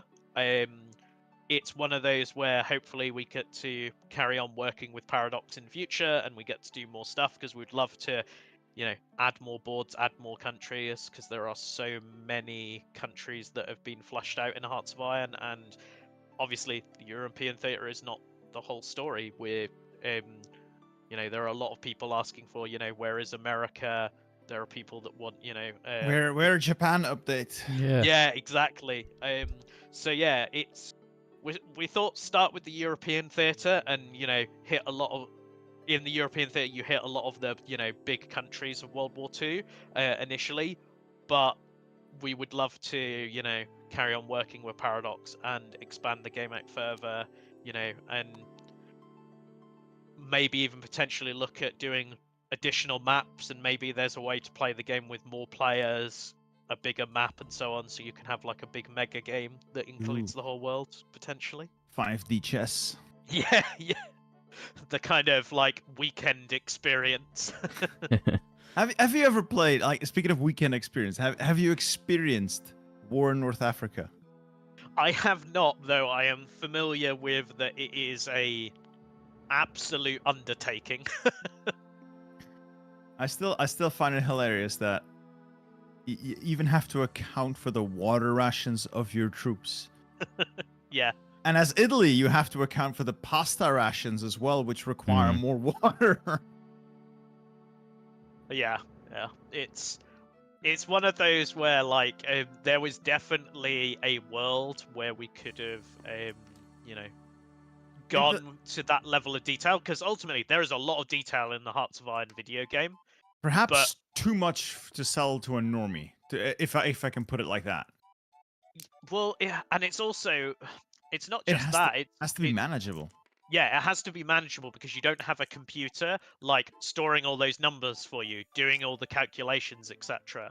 And that's part of the reason why the game is like has a lot going on, but is not perhaps as complicated as you might think, because we wanted to make sure that it was playable and is enjoyable as a board game that people will actually get to the table and play, both with people that love Hearts of Iron, but also their friends who perhaps aren't in love with Hearts of Iron or don't play the video game, etc.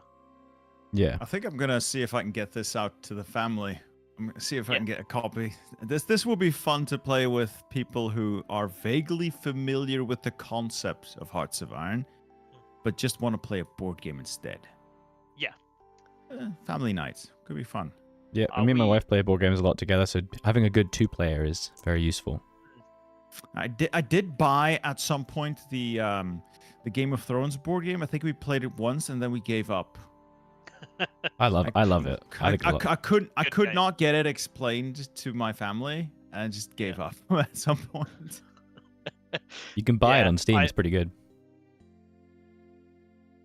Oh, is it like on the tabletop as a DLC? It's on TTS, but you can buy it as a standalone game, and it works pretty well. I quite like it. I play it online sometimes. Now I have realized now that I have TTS, I could start practicing my Warhammer. Yes. Like ages ago, I deployed through the political focus tree my Bernard Montgomery, and I never placed him on the table. So I realized that you put him in he's like a unit you deploy during the deployment phase. You don't have to produce him, you just pay the manpower to deploy him. What? He's gone one guy. Why does he cost manpower? Because he's got to be deployed somewhere, and they still like manpower is more about like the resources to get the people there and the infrastructure. I mean, he's not one guy, Andersil. Have you seen what comprises a general's staff? Yes, exactly. Okay, are we all here? Or are we all I am returned. Yeah, I'm ready. I'm ready. Cool. Okay, so it looks like before we left, you all selected your engine card. So if you want to flip your new engine card face up, and then yes, we are actually return your old engine card back to your hand, your one that you used last turn. Stop flicking. Okay, so this time the first player token has passed to the UK, so we'll resolve the UK card first. So gain 2 manpower in the UK's case, or gain 4 if you have 0, so you'll gain 4, which is pretty good. And you'll get a bonus during your focus cards. Then the Soviet Union, industrial push, so gain 2 political power. If you've not done so already. I have done. Yep. and then you'll get a bonus during construction, and then ready for war. So you can increase one of the trackers on your board by 1. Yep. And the first time I place a unit, it's free. Or buy a unit, rather. My God. Okay. Action phase. So construction. So if you want to build a factory, it'll cost you 2 manpower. And you can only build 1 unless you've got a card that says otherwise. Haha. Oh, where the I'll factories? spend 3 manpower, and then I can build 2 instead. I think I'll pass on the factories and deploy manpower. So you've got to put them in a region that doesn't already contain a factory. So you've got to spread your factories out. It's sort of like HOI4 Dispersed Watch. versus concentrated industry. Yes. Yes. First is always better. There is... Actually, no. I saw somebody do the math. I want to do a video on it, but I hate math. Okay, so everyone's constructed. Research. So if you had a card in play still, you would just carry on researching that. But it looks like all of you completed your research card. So if you want to take a card, choose a new card from your research deck, add a token to it, and then spend manpower to add additional tokens if you wish.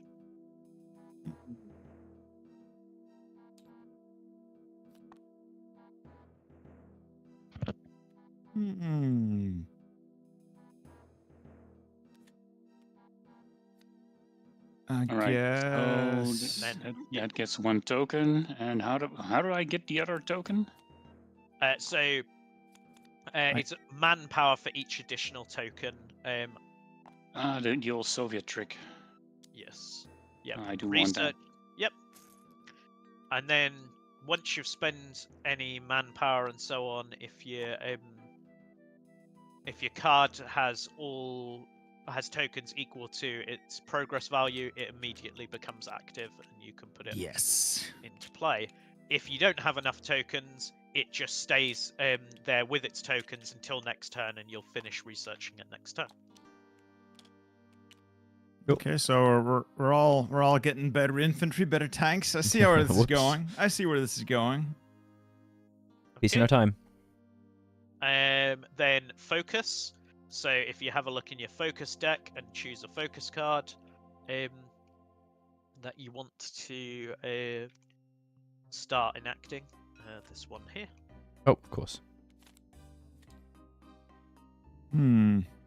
You've already got that one in play here. Oops. Pretty good.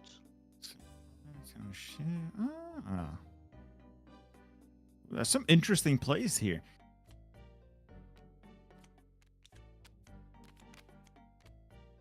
Spend 1 more manpower. So when you're focusing, it is... Oh, it's political power. It's power, political power. I corrected myself. 1 political power then. 2, or was it 2? It's 1 per token. My political power block is broken. It won't come down. Oh, it looks like there was a bit of lag. Okay, never mind. It's resolved itself. It should be on 3. Okay, cool. There we go. Welcome, Vasilevsky. That means that I unlocked him as a general. I suppose I just get his... Dandy, yep, and you can deploy him during the deployment phase. Do we all do this at the same so- time, or could I one at a time? Say that again, sorry? Do we all reveal our focuses now, or? Yes, yeah, you don't have to keep your focuses secret. Okay, cool. I made a mess of my focus cards. I'm looking for one, and it went somewhere, and I lost it. So I got a suggestion from chat. If this is successful, you need an NZig version of this. Oh yeah. It's the Tabletop Simulator HP Lovecats. Please Yeah, don't. just to demonstrate it. The game's releasing in a few days. They're just showing it off. What card went missing? The Coerce Spain. I mean, it's just like my keys. I left them around here somewhere. have you just flip them around. You could, that was Turkey. No. You guys can clip my cards? Wait, what? It's a digital game. How do you lose a card in a digital game? Hold on. I was Just stand up. Is it under your seat? No worries, HP Love Cards. I'll check And under that's the any questions you table. like. No. I'm I enjoying was it. going to put it over here near my bags, but then it vanished. Hold on. I will. Didn't give it to create me, a did new you? one. Now This will suddenly be I my can this will be my Spain. clickbait. Watch Antizil break the game, and then he just loses a card. You know. Right. Got lunch, chat. Oh, baby. You're playing Germany, right? Yeah. I'm playing UK. Oh, UK. Sorry. No. UK. Antrasil, Aldrahill, what's the difference? Apparently, I'm just a flu medicine.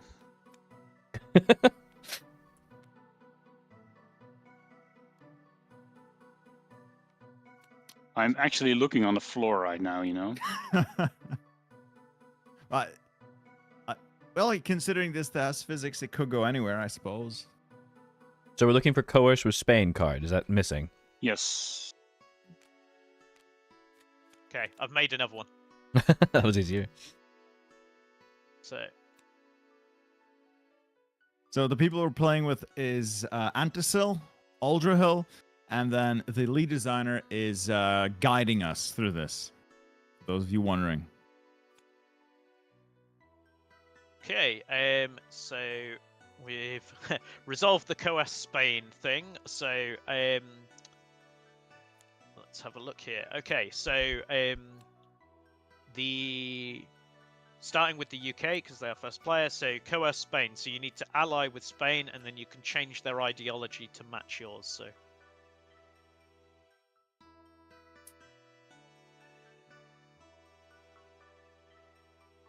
If you take one of your flag tokens and place it on the Spain ally there. They are non-aligned, so you can change them to fascist, so we'll get a fascist token. That is communism, that is not the right one. Right one is the Soviet Union wants. There we go. Just realizing we've got both a fascist Spain and a fascist Romania at this point. So that's the UK's one now done. So then, what did you end up doing, Soviet Union? I am coercing Finland. Okay, so you're now allied with Finland, and has Finland now become a... They are now free. Communist. Yes. So free. So free. All under new management. So I'll put there. If you want to put one of your flag tokens on. Okay, so cards can fall off the table and they will vanish. Okay. I just saw. Oh, it teleports. Never mind. I try to put them on like the edge to organize the stuff that's done. If it falls off, it just vanishes. Okay. That's probably what happened to mine. Chat has a question. Is there like a Victoria path or Austria-Hungary path? But as far as I can tell, there are just different ideologies and different focus sets, and none of them truly into alt history. Am I correct? There are like alt history, so it's one of those where we it depends on the nation. Like we kind of had to look at the focus trees, and we kind of made some decisions and kind of carved them up into different things. So there is what's the Anschluss, I believe it's pronounced, which refers to like that like the German and Austria kind of thing. Is in the board game as one of the potential focus trees. It's one of those where there is some of that, and but a lot of it comes from like the ideologies you're playing and the different options there. Like for example, the UK does have the opportunity to do the King's Party, where you know the king has taken power instead. And that's right. It's the HOI4 board game, Angus. Keeping control of the British Isles. So I don't think we've got the Austria-Hungary Hungarian-like thing in the game, like at all, because neither are playable nations in the board game at the moment. But yeah, Yeah, it's pretty good so far. I like it. We do have some alt history in the playable nations we've got already. Cool. Cool. Cool. Where were we? So you allied with Finland, so you just need to put a token on. Alright, where's my bag? You got some down there Get as out well. of the bag. Get out of the bag.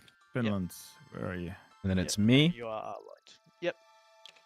and I can pay a PP to advance that further, right?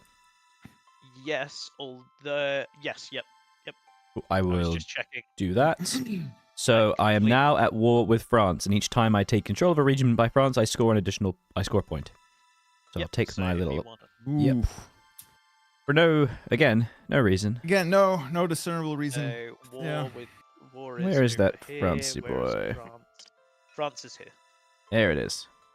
Completely I know. unrelated question, but if I'm at war with someone and I want to make peace, for instance, Ireland, is that possible, or is it just deal with it? No, you can make peace with them. You can during either Anubis by playing TV, like a trade agreement. You can click if the you've link got in the one, description although of. thinking Oh no, about that's on most Twitch. of I'm so them sorry. One second, say I'll put it in shouldn't- chat for you. You can't be at war, but you can in I do the political apologise. phase spend political power. It's not to, available for you to see. Give me a moment. You know, move your flag token the other direction to get, no longer be at war with them. Okay. Cool. Okay, so that's focus now done. So production, produce your units. You can go to Right. that link and there put to have a them look on at the it, but it's cards also available on ready TTS, I for- believe, which is what I'm playing on. And don't forget German Reich. Yeah, when I've you got all that kinds of produce- weird stuff. Yeah. Yep. First unit. Oh, hang on. 1 second. I'm misreading. I have. Oh, that's a bit annoying. The first unit you produce costs -1, but also with Ready to War, the first unit you produce costs 0. Okay, so I think that this board might be an older one because the the German Reich rule is that it's the first one that you pay for costs 1 less. That makes sense. Yeah. Yeah. Surprise, So, surprise. yeah, The first one I make will be a tank, so it costs 0. Yep. And then your next one will cost 1 less. This is an outrage. You can't do this. Hey, Montgomery's there. That will only cost me 1. And then I have 3, these so I the, could buy a What are plane. those other portraits from the game? Yes, yeah. Could buy a plane. Yeah, Paradox have been I great probably to wanna work put an with and infantry provided here, us with lots of A art tank here assets and an things like that infantry to here, give don't you I? Yeah. Authentically Hearts of Iron. I want to be smart about this. So let's just do another infantry. Has everyone finished producing their units, or are you I still? have, at least. I have. Give me 1 second. I just wanted to look at one card.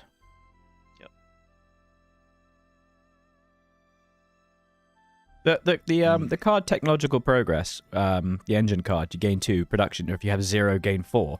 Is there ever an instance in which I'm ever going to be at 0 because you harvest your factory's production first, don't you? Yes, yeah. It's only you'll only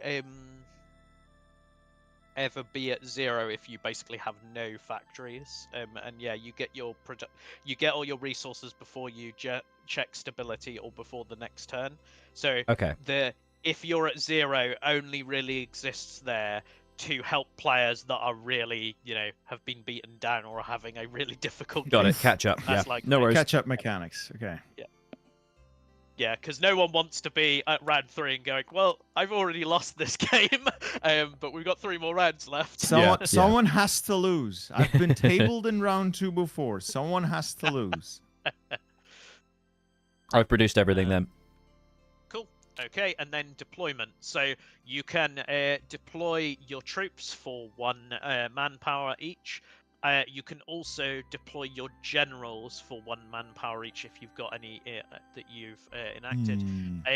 Generals do not count towards width, and they move with units. They have to be deployed with units, essentially. So you can't put a general in an empty region. It has to go in a region with units, and they will always move as part of those. And their benefit tend to be pretty good. Like, you know, Montgomery's is, if it's the one, yeah, Montgomery's is really good. Doing additional damage and so on. I do apologize. I forgot to put the additional tile on infantry too, so that it could finish instantly. Is that okay that I do that? Yeah, that's fine. Like, I assumed you'd done that and Yeah. took the thing off because you said you were putting it into Yeah, play. I just kind of literally haven't done it and paid the cost, but I've just paid the cost now. Yep. All good. Nice, thank you. Just one Noise and toit. indeed, like a toiger. Okay. I just realized I'm doing a bunch. My plans do not align with my nation's goals. I'm trying to play historical, but it's just not historical. What am I even doing in Poland? It has no victory points for me. I think I made a mistake here, putting 6 units in France, so probably have to take one off. Yeah, you can have 5 units. Generals don't count towards that unit cap because they're not a wait. unit. I may have accidentally put an extra unit there, so oops. There you go. Supports you can have unlimited supports, right? So you can have any number of supports, but it's 1 per region. Yeah. Yeah. So it's one of those where if you have a lot of regions next to somewhere, you can get a lot of supports. Gotcha. So it really rewards you. Like, if there's a big region that you want to control, like say France, controlling areas around it is quite beneficial to you. Cool. Has everyone deployed? Yep, all good. Yes. I believe so. Awesome. Okay. So we've now finished the action phase, so we're now into the political phase. So starting with the UK, do you wish to spend any political power to do some politics? Nope. Okay. Also, I don't have any political power, so that was an easy one. Yeah. Well, I have one, but you know. Yeah, you could move something 1 space, but it's not really like worth it. Soviet Union. So to make somebody go from neutral to ally, that's AWP Nash, I'm playing the HOI4 board game on Tabletop Simulator with the developer, if they are the same Antasil and ideology Bittersteel. as you, but They are not, but Yep. things can change. Yep. Sweden is now my best friend. that's nice. Okay, and then over to the German Reich. Pass. Do you wish to pass? So back to Soviet Union. Do you wish to go to war with anyone or ally? Sweden. So you allied with Sweden already. It's come back round to you if you want to do anyone else, or you can. No, I am done. Okay. I'm done. Cool. So that's political phase now done. So now conflict phase. So you're going to be placing your command tokens, starting with the UK. So if you want to flip all your command tokens face down ready, and then you'll place one on the board. Can we nuke? I'm not sure. It'd be nice though. We're just learning how to play right now. The rules are available, I think, on the board game link, Yeah, which as you can those see just above here or here there. You can, I believe, you can read the link, So the rules in a UK, PDF. If you want to place first. Where's my? Oh, there we go. All right. It's not too complicated. Surprisingly easy to access. I like it so far. Placed one. Yep, and then the Soviet Union. It's one at a time. You're getting way Oh, ahead of yourself. oh. Someone's eager to go. That's simultaneous turns. Yep. So Soviet Union is placed. So now Germany, Placed. UK. People telling me this reminds me of the game Hearts of Iron 4. Maybe you've heard of it. That's I crazy, I man. can't really see why it's crazy. I Yeah, don't see it. well, Just don't. I don't see it. Appreciate the donation though. Very appreciated. Pure coincidence. Pure coincidence.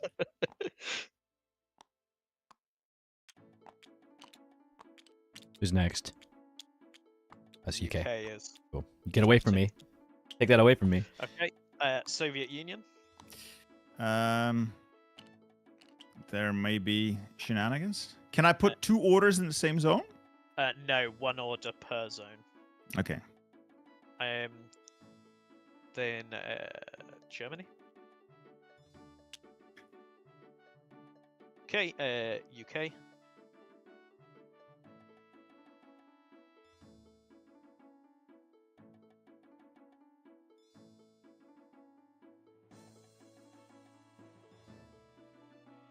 I pass. Okay. Soviet Union.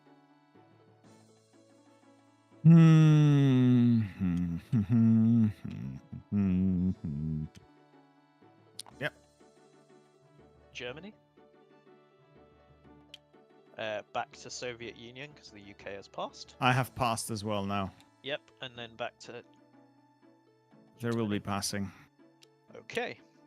So are any of us at war with each other? Not I'm at war with currently, no. France. If the UK wishes to leave and go away, that'd be fine. We won't be at war. Okay. So then, UK to resolve a token. I believe it should be available on TTS, at least when the board game releases, Do but you'll have to airplanes check that. contribute to combat with? Yes, they do. That's I'm- more of a like. Your ship.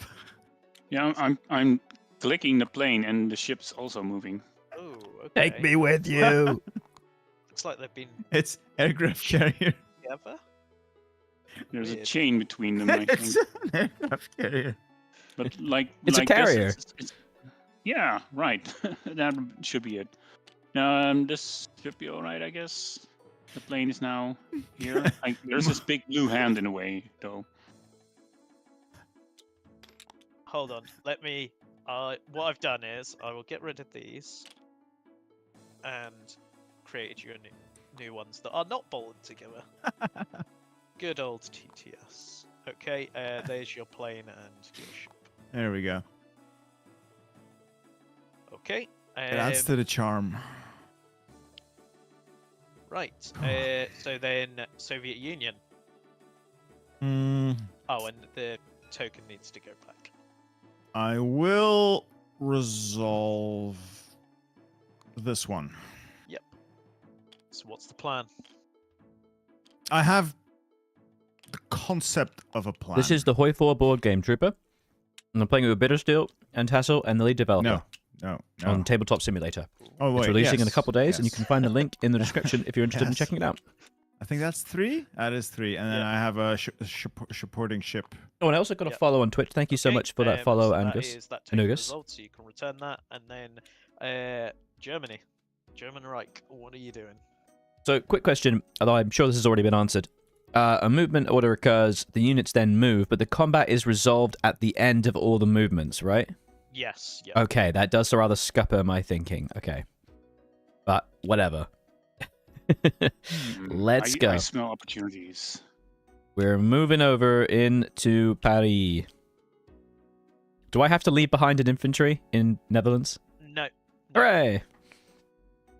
Okay, Okay. take that away. So then Ca- back Can I to ask a the- theoretical quickly? Yeah, sure.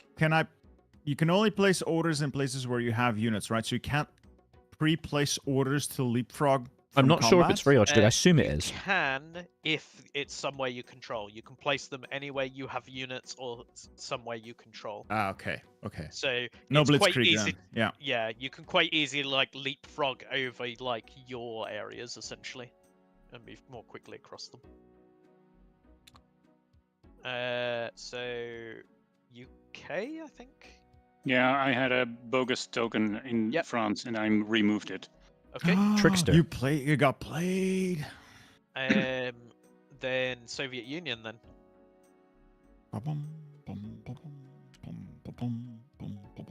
There we go. Okay. yeah. Okay. Right. They're still casually humming the Soviet anthem. Gotta get into the atmosphere. The vibe has to be right. Now, obviously, I was thinking I would be using this maybe post-combat, but it's fine. So I'll do this. Wait. I can do this. I'm smart. I can do this. This instead. Yeah. Big brain. Big brain stuff. Big brain. This will be the dice roll of the day. I'm going to assume. Okay, then UK, you don't have any more tokens, is that correct? Correct. Yep. So Soviets. I've selected static warfare. I'm not sure if it. Flip, damn you. Steve, I have a question for my chat. Is this available to play on TTS for everyone else?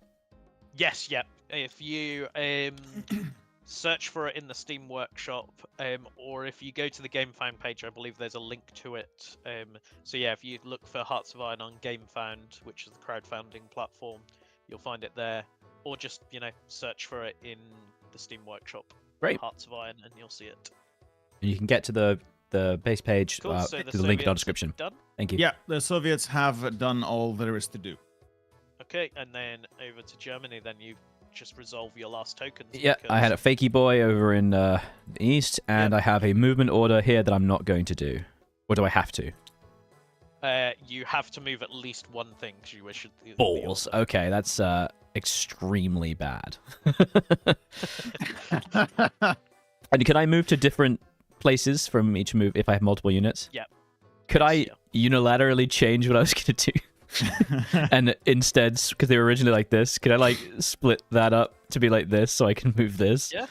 Is that? I mean, I'm fine with. Is that chill with you guys? Just so I don't absolutely wreck myself. It doesn't impact me at all, so I have no. I don't mind. I issue a diplomatic objection. You know what? I'm fine. I'll do as I was. Here's a question though. Movement orders that occur, like, can a unit move twice because it's received a movement order from here to there, and then it had a movement order from there to there? Yeah. Oh my. Okay. That's for next game. Yeah, that's next level thinking. No, but you can't do that. change That'll orders. encircle me. Yeah, that'd be pretty good. I wish I'd done that previously, but that's fine. So basically, I'm just gonna lose the Belgian support, unfortunately, but that's okay. Yeah. You still have a unit there in Belgium, right? No.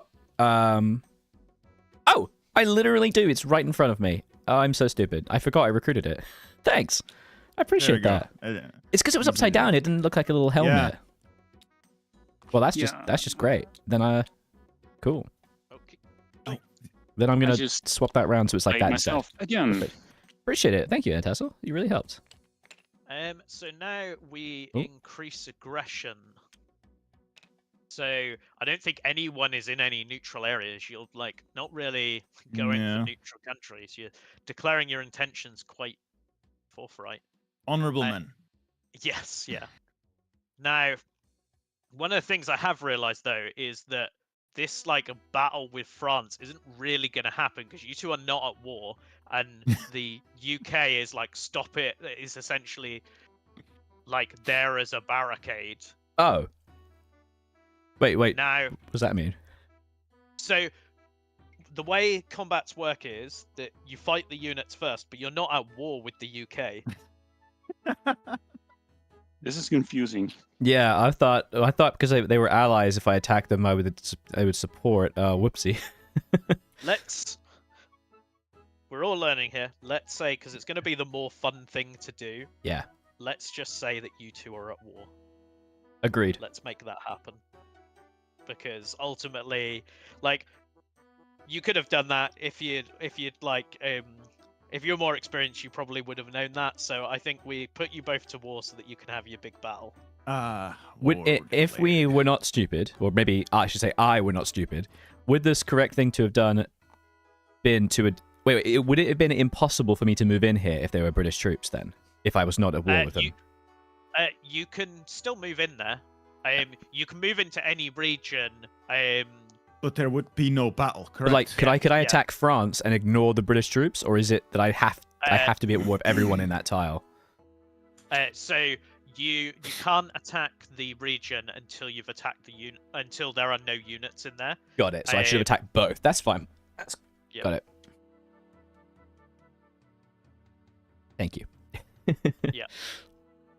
All right. Okay. Should we do it? So let's put you both at war, and then so UK is at war with German Reich, and German Reich is at war with UK. Okay. So there's no aggression to increase. So then we move on to battles. So the UK has one battle to resolve, which I think will be the battle to end all battles here. Yeah.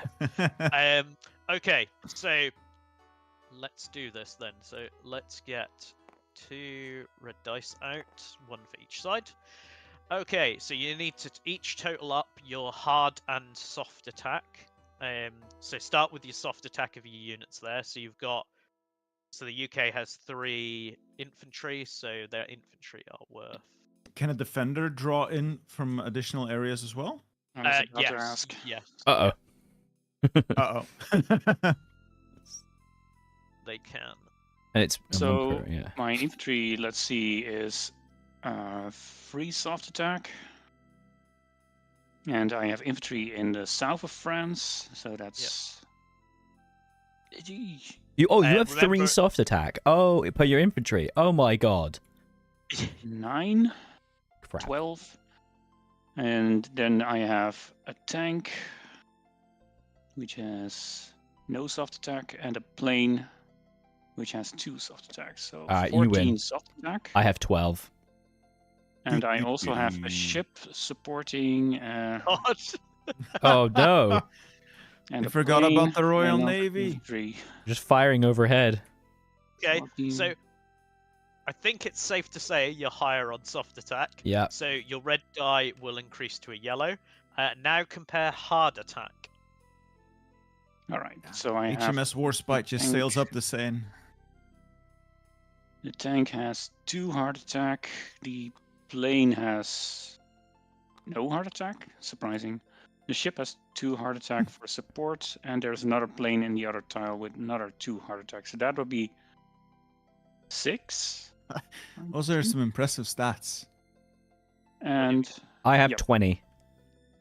yeah, I pretty much assumed you would beat me on that one. Oh, sorry, you're- 19. 19. No, 20, So- 20. No, 20. I was wrong, yeah. You're both rolling a yellow die because you've each got. Why is that? It keeps. Yeah, TTS being TTS. Well, Antisil ship just sunk. What is that? Hang on. doing? I'll Great do roll that. on my wallet. Compensation. I tried to move your ship because it kept clashing with the dice, and then it just fell through the table. There we go. Cool. Okay, so you both, one of you was higher on soft attack, one was higher on hard attack, so both of your dice increased to yellow. So if you each want to roll your dice to see the casualties. This feels What like was a the bad button again? idea. Okay, this should be fun. 2. So R is just 1.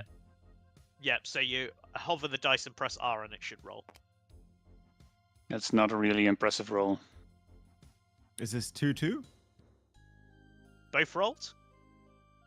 I don't Well, think mine, the right mine one barely moved, so... No, you have to hover your Yeah. hover your mouse over it and then press R. Don't pick it up and throw like it. that. Yeah, there you go. So I was 2. Hey. Hooray. Okay, so you Oh. each need to remove the number of casualties listed. So Except for um, Montgomery.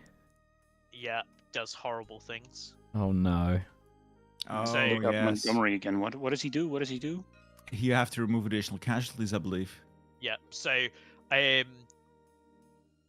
the German Reich has to remove 1, but then Montgomery increases that to 2, so you've got to remove 2 guys from the area, and the UK has to remove 2 because they took 2 damage. And it's 2 of your choice, so. Yeah, this is the game. This is just a digital demo in Tabletop Simulator. So there is a the game will be physical. This is just the digital demo. It's easier to do. Bitter stillness, lack of muting. I know. I tried to set up Discord and it doesn't properly. It doesn't play along. You're famous for it at this point, man. Oh yeah. Nothing works. Anything's fine. Okay, Nothing ever so happens. That is the battle now resolved. So this you always only ever play 1 round of combat each round. You will Oh, then really? Okay. continue- Yep. So this is like a bit of a stalemate going on here. Although the British are winning here, I guess. So it is they are pushing the Germans out. However, you could if it remains like this and you remain at war, you'll carry on fighting next turn. However, you could put on your next turn a command token in that space to move units out. So you can place a command token in a region with your units and move them out to a friendly region, but you can Oh, I only don't automatically from enemy retreat. No. Ooh. Oh no, so I'm just you're staying locked there. in there unless you give the like your people are going to carry on fighting until you tell them no. And I can bring more lads in, right, to help out. Yes, on the And- next turn, yeah. Just to check, but I already know the answer. The French aren't doing anything, right? No. No. It was a bad idea to rely on the French here. It's a bad idea for me to attack. So that's the UK's battle. So now we move over to the Soviet Union, who have a battle. I believe they're carrying on their conquest in Poland. There will be Polish or fewer of them. Okay, so there's a big hand in the way. Let me see. Okay. So I got 2 tanks, 2 infantry, and a boat. Let me do the math. and you can get us more 2 from here tanks as well. plus 4, that's 8, that's 10 soft attack. And 2 plus 4 is 4, is math, is 6, 7 hard attack. Yep. So you're higher on both, so your die will increase twice to go to the green. My So God. if someone would like to roll the red die I'll- for as Poland, your symbolic enemy, I'll take it. Nice symbolic. And it's your part of Poland, so. That's fair. What the hell? Are we breaking the pact already? Okay, so the Soviets will take lose 1 unit from the region, and then they will take over the Polish. It has to be a tank, because otherwise I can't take it. Yes, correct. I feel scammed. Can I remove one of the supporting units instead? Unfortunately not. Damn. That's what I was hoping to. No. Damn. Okay, then there will be fewer tanks. It's fine, I can build more. Yeah, there's more of that where that came from. And yeah, if you want to put a flag and control your Yes. So that you can control Yes. Poland. There we go. And And then then- I fully control Poland, yeah, I so you believe. can move this across to there. Hoorah! So then round to the German Reich. I don't think the German Reich has any other battles other than the big one that just happened. No, we're friendly. We're so- nice. Yep. And the UK doesn't have any battles either, so it is the end of the conflict phase. So we now hit the end phase. So let's draw an event card. This can only go well. Communism on the rise. Workers around Absolutely. the world rise up against their oppressors. The first player chooses a country not controlled by a major country that is democratic, fascist, or non-aligned, and changes them to communism. So the UK, you get to choose who embraces communism. There Yes, goes it's available Slovakia. on TTS. That's Cool. close. You can find it by looking on the workshop by just searching the name of the game. You can also find the game by clicking the link right here. You got it. Right, I'm close to winning. So there's that. Then Italy expands its borders. So I Italy just- isn't in play. Somebody did just ask me if we don't get. Oh yeah. Somebody just asked. Britain had a defense tech. Does that not activate? But I believe it says regions you control, Yes, yeah, it and does. therefore it does not count on that French region because he does not control it. He's just fighting in it. Yep. And also the defense It's for the tech- region, not Sure, for the yeah, units yeah. fighting there. Okay. Yes. Yep. Yep. So if there was an undefended region, like say for example this one, let's say the Soviets got some units up in Scotland, let's say, the region numbers would be increased by the Yeah. amount shown. Yeah, so you can get the like physical the copy of that French link events. that's close. You can Yes. buy it through my Okay, referral I link just there. follow you. This is just the TTS version So Tabletop Italy Simulator. expands borders. We can The try it first out. player chooses a region not controlled by a major country adjacent to a region controlled by Italy. Italy takes problem. control of this Happy to help. region. So first player, choose a region adjacent to Italy, which looks like the only one is actually this one here. It could be. No, there's Austria. a few options. Yeah, there's a few options. What do you think Italy would take over? Like, Well, Ethiopia. historically, they would take Ethiopia indeed, but let's go for Albania. Small Albania. it can't be Albania because there's water in the way. Ah, so it has to be Yugoslavia. Wait, we'll can go that for affect to a Yugoslavia player? then. Say that again. Sorry. If there was a player of Italy, would that affect them? No. So Okay. the bottom effect of the card only comes into play if that country's not in play as a player. That'd be crazy good. Yeah. Okay, so now that is an Italian region. Okay, we are now hitting generate resources. So total up your resources that you've got, including your factories.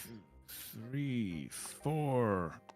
4 manpower, 1 political power, 2 political power. Paris region has combat with 5. I mean, UK, Germany 3 have 5 political units in there power. each at the same time. Yes, but unfortunately, Okay. I can't do that because I don't. So the UK can have survive, Wait. but as the 1, attacker, I have to have my units 3 in a political place power. adjacent to them to attack, and I can only have 3. So Manpower was I can only hit with 3.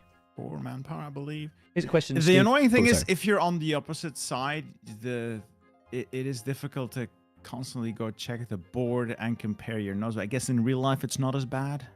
Yeah, also it's one of those where, and this is part of the reason we also do like crowdfunding campaigns, is we can also get feedback from people, and it is a bit of point of feedback we've heard from a few people, so we're looking into in the final game some way of tracking how many resources you're generating per turn. Like Ease of maybe it's- reference would be yeah. nice. Yeah, that'd be good. So that like maybe at the top of your tracker board there's a way Or of Game Online Edition. That's right. you being able to go, oh, I'm making 4 manpower each turn, and then you just, whenever you gain a new region that generates manpower, you tick it up 1, or if you lose a region, you tick it down 1. We're not 100% sure what's going to be the best way to do that, but we're looking into it, because we totally feel your issue there. I have a question about Cool. attacking. Yeah. So Paris or Central France has a combat width of 5, but all of my adjacent ones are only 3. Is there no way for me to ever actually hit the combat width of 5? So combat width only happens at the after you've finished moving. So you can move through regions fine. It's only where your units end can care about the combat width. Oh no! So I should have moved my units into one place and then attack them all at once. Yeah, you can move like 3 out of Germany and then 2 out of Belgium. That would put 5 in there. Oh Yep. man, I'm so stupid. That would have been so much better. Okay. It's just the game doesn't need a Maginot line between France and Germany. It doesn't need one. It feels like there's one already.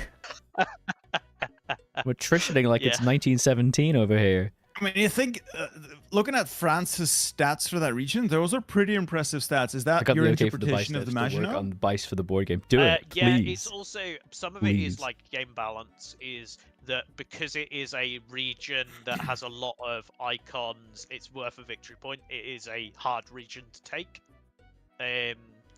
Is part of the reason. Is if it was too easy to take, it would be the region that you always take, essentially. It Yeah. should take a lot to take a capital city. I probably should have not gone for this. I should have taken smaller countries because, oh boy. No. Yeah, fun fact, they're free. It's free real estate. Yeah. Says you with your Poland and your Latvia or wherever. Next is check stability. So gain any bonuses on your current stability first, and then pay to maintain your stability, and then you can pay to increase it if you want, assuming you maintained it. We are a very stable nation. We are not. Okay, and then score victory points. So no one controls any capital regions that aren't their own. 1, 2. I Spending manpower, I'm guessing. Or... Yep. Yep. Obviously. I also believe I'm still the person controlling the most regions, so I should get 2 VPs unless somebody has more regions than myself, which I think that's doubtful. I don't think anyone does at this point, so you'll go up to 4. Well, I at least get 1 from Ideology War. Yep. So is this very ambitious that you might get to 40 VPs, or can victory points really run away from you God damn it. at a certain point in the game? they can ramp up, and it's also like some of your end game scoring can really like. Okay. I did the so, Civil War path. like, No, you Return of basically the get to pick Kaiser and is choose which 4 ideology you want at the victory beginning of the points for game. each This is country just you one of the control. standard setups. There are a lot of small countries on this board. You absolutely have to ask Like, mechanics. it That's is close. not Absolutely. The inconceivable you game could might get, be like, ending soon. I'm not sure. 16 to 20 points off of that if you control the right countries or control lots of small ones. And then the UK, unfortunately, doesn't have anything because they've got to go and take regions. Yeah, I focused too much on defending France and not on my victory points. Yeah, blocking me, man. Yep. I feel like Rude. I've let you down really here in terms of giving you a fascist UK when it feels like, based on the way you've been acting, you probably would have wanted a democratic UK. Yeah. It's just my adaptability. I mean, you get goals and you go for them, and I just play differently. But the fascist goals are pretty hard. I mean, getting to Yugoslavia, Greece, Albania, and Bulgaria, that's the other side of the world for me. You I can could ally have with allied someone, someone. yeah. Like, one thing I would, in regards to that, one thing I would like to address, the important, there is a Mediterranean theater, even if it is mildly represented, only tiny bit represented. Why is there, like, for the UK, if they have that as one of their goals, why is there not a Malta for them? Egypt. Or yeah, well, Egypt's not on the map. I can forgive that, but I can clearly see Malta on the map. It's, Malta, Gibraltar. But the thing is, you could just ally Or the is it- country and then put units there, and it acts effectively like yours. True.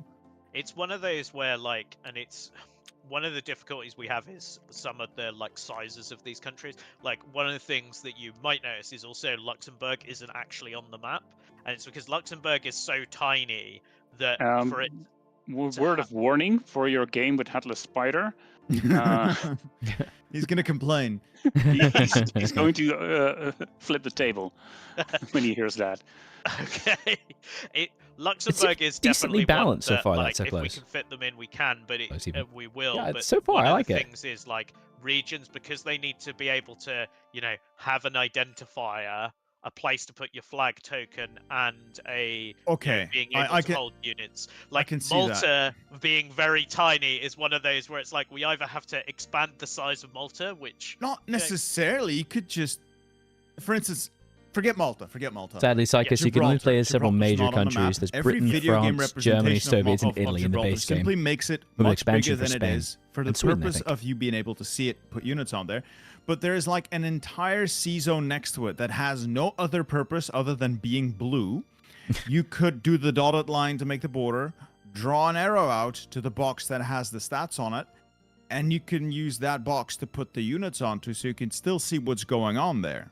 I think a problem. that's a good one. The problem With with that, though, is Gibraltar- you could put units there straight away at the first turn, and then have pretty much unrivaled control of the Mediterranean. Welcome to the British Empire. It's true. It's also one of those where, like, even in that situation, players can still, ally Italy, place stuff to try and stop you, etc. There are a lot of kind of. I'm sorry. I'm not trying to be critical. Just trying to think out loud. No, that's cool. Like, it's a fair point of feedback, and yeah, in the case of something like Gibraltar, actually, we've got the space that we could put that on there. Consider, it was one of the key points of the war in the Med. Gibraltar and Malta. Yeah. Egypt doesn't matter because Italy fucked that up anyway. Okay, so where were we? We scored VPs, advanced the round tracker, so we would be moving into 1941. That's my historical past the scenario. first There's like player all kinds of token, weird things. and that is the end of the round. So how are we doing for time? Obviously that round took a lot less than the first one because there was a lot less to explain and you knew what you're doing, but how are we doing for time? I'm not available for another round, so I would be the best to Same. leave it I to need me. to pick up my son in about half an hour, but I am very pleased with what I've seen. People on chat seem to like it as well. Same here. It feels confusing. Looking in without like having a full rundown of the rules, but I think like any board game, just get get your hands on it for a bit, and it does feel. It becomes a lot more simple than it might look at first glance. Yeah. I like the deck building mechanics that will easily allow you to change histories or other victory goals. I mean, I unboxed my old Axis and Allies in preparation for this, but that's very linear. It's always the same. I mean, it's a classic, but you've certainly improved on that, I think. Thank you. As a final thing, like I just said, this is all like a work in progress, and even after the crowdfunding campaign and during the crowdfunding campaign, we're taking on feedback. So feedback like yours is really important. I want to say, thank you so much for taking the time to play and give the game a try. I think the most important and customary thing to do on TTS is flip the table as the final thing that we do as the stream. Now, looking at this, the Soviet Union are highest on the victory point track. So, however, is it endgame scoring? Oh, okay. Oh, And if it's endgame scoring, I score 4 for every country I control, which I control 2. So that would put you at 8. Wait, 9. I get 1 VP for every Baltic country I control, which is I have Sweden, I have Finland, or allied. So Sweden, Finland. I have Estonia, Latvia. That is 4, I believe. Puts me at 8. Oh. No. Yes. No. My plans No. came to fruition. Okay, I'm going to turn on. So, if you would like to flip the table. That's what I've been waiting for the whole time. Let's go. My dog's barking in celebration. Yes. No. There we go. Oh, it's stuck. Oh, it's faded away into the ether. It's repeating. Into the abyss. There we go. It's just an infinite falling loop. And there we go. Thank you very much. And yeah, if you like the look of the game, check it out on GameFound, Hearts of Iron. If you want to try out the TTS module, have a look for it in the workshop. Thank you very much for taking the time to show us really appreciate this. it. Very much appreciate it. Love to play some more of this. I think I'm going to order a copy for me and the wife. Awesome. Thank you. Anyway, good night. No, it's not night. Have a nice day. Have a nice day. Goodbye. See you later. Bye-bye. Bye. Bye, everybody. Discord difficult. That went relatively well, I think. Yeah, I agree. Yeah, I think it went really well. I'm glad you guys had a good time. I had one suggestion, which is to have small tokens, like you'll have the plus soft and hard attack, for like political power, manpower, and factories, so you could make custom game setups, like make Yugoslavia OP, etc., etc. That's actually it's a real interesting one. One of the things that we're actually going down a route kind of similar to that, because one of the things we're realizing is, in terms of making the game more expandable in future, is if France, say, isn't in play but is worth a lot of resources, it becomes kind of a focal point, which in some cases works a lot, but in other cases like Sweden, where we've got a Sweden expansion, it feels a bit weird to put a lot of resources up in Sweden unless Sweden is in play. So we're actually looking at, as part of our development, is that when you choose to play a country, you will get tokens that you put on your regions to increase them, so that you have that kind of variability. Oh, Sweden is in play, the Swedish regions are now worth more. If Sweden isn't in play, they're worth less. So we're actually doing something kind of similar to that. It also means we give players the opportunity to, like, choose which regions generate which resources. Maybe you actually want, maybe France actually wants their capital region in the south of France instead of in Paris, as an example. It's, a small decision that people can make, and yeah, makes the game more expandable. If we add, say, Poland in future, we don't have to put a lot of resources in Poland initially. We can just give them a token that region to make them playable. Cool, that's a really good idea. I like that additional customization. I'm all about like variable setups and stuff. Yeah. In addition, the moving the Soviet industry back towards the Urals was historically accurate, of course. Mhm. Hey, I gotta go. Thanks, Steve. Thanks for problem. playing Eldrail. Yeah, And cheers, we'll Ansel. finish our matchup someday, I'm sure. Yeah. Thank bud. you so much for taking the time. Bye-bye. Yeah, and oh, he left. Oh, he left. I'm on my own. Thank you guys for being here on the stream. It has been a wonderful little time playing the game. Obviously, it was rather a short one. It wasn't a full and complete experience, simply because we all don't have the time necessarily to put to it, because people have things they have to go and do, which is sad. And so do I. I have to go and do work and carry on with things. But I enjoyed the game. I think it's pretty cool. I would definitely check it out. I do have a link in my description, which I will put right now. It's not in the description if you're on Twitch, of course, because Twitch doesn't let you have descriptions for some reason. But if you want to check it out, you can go click that link right there.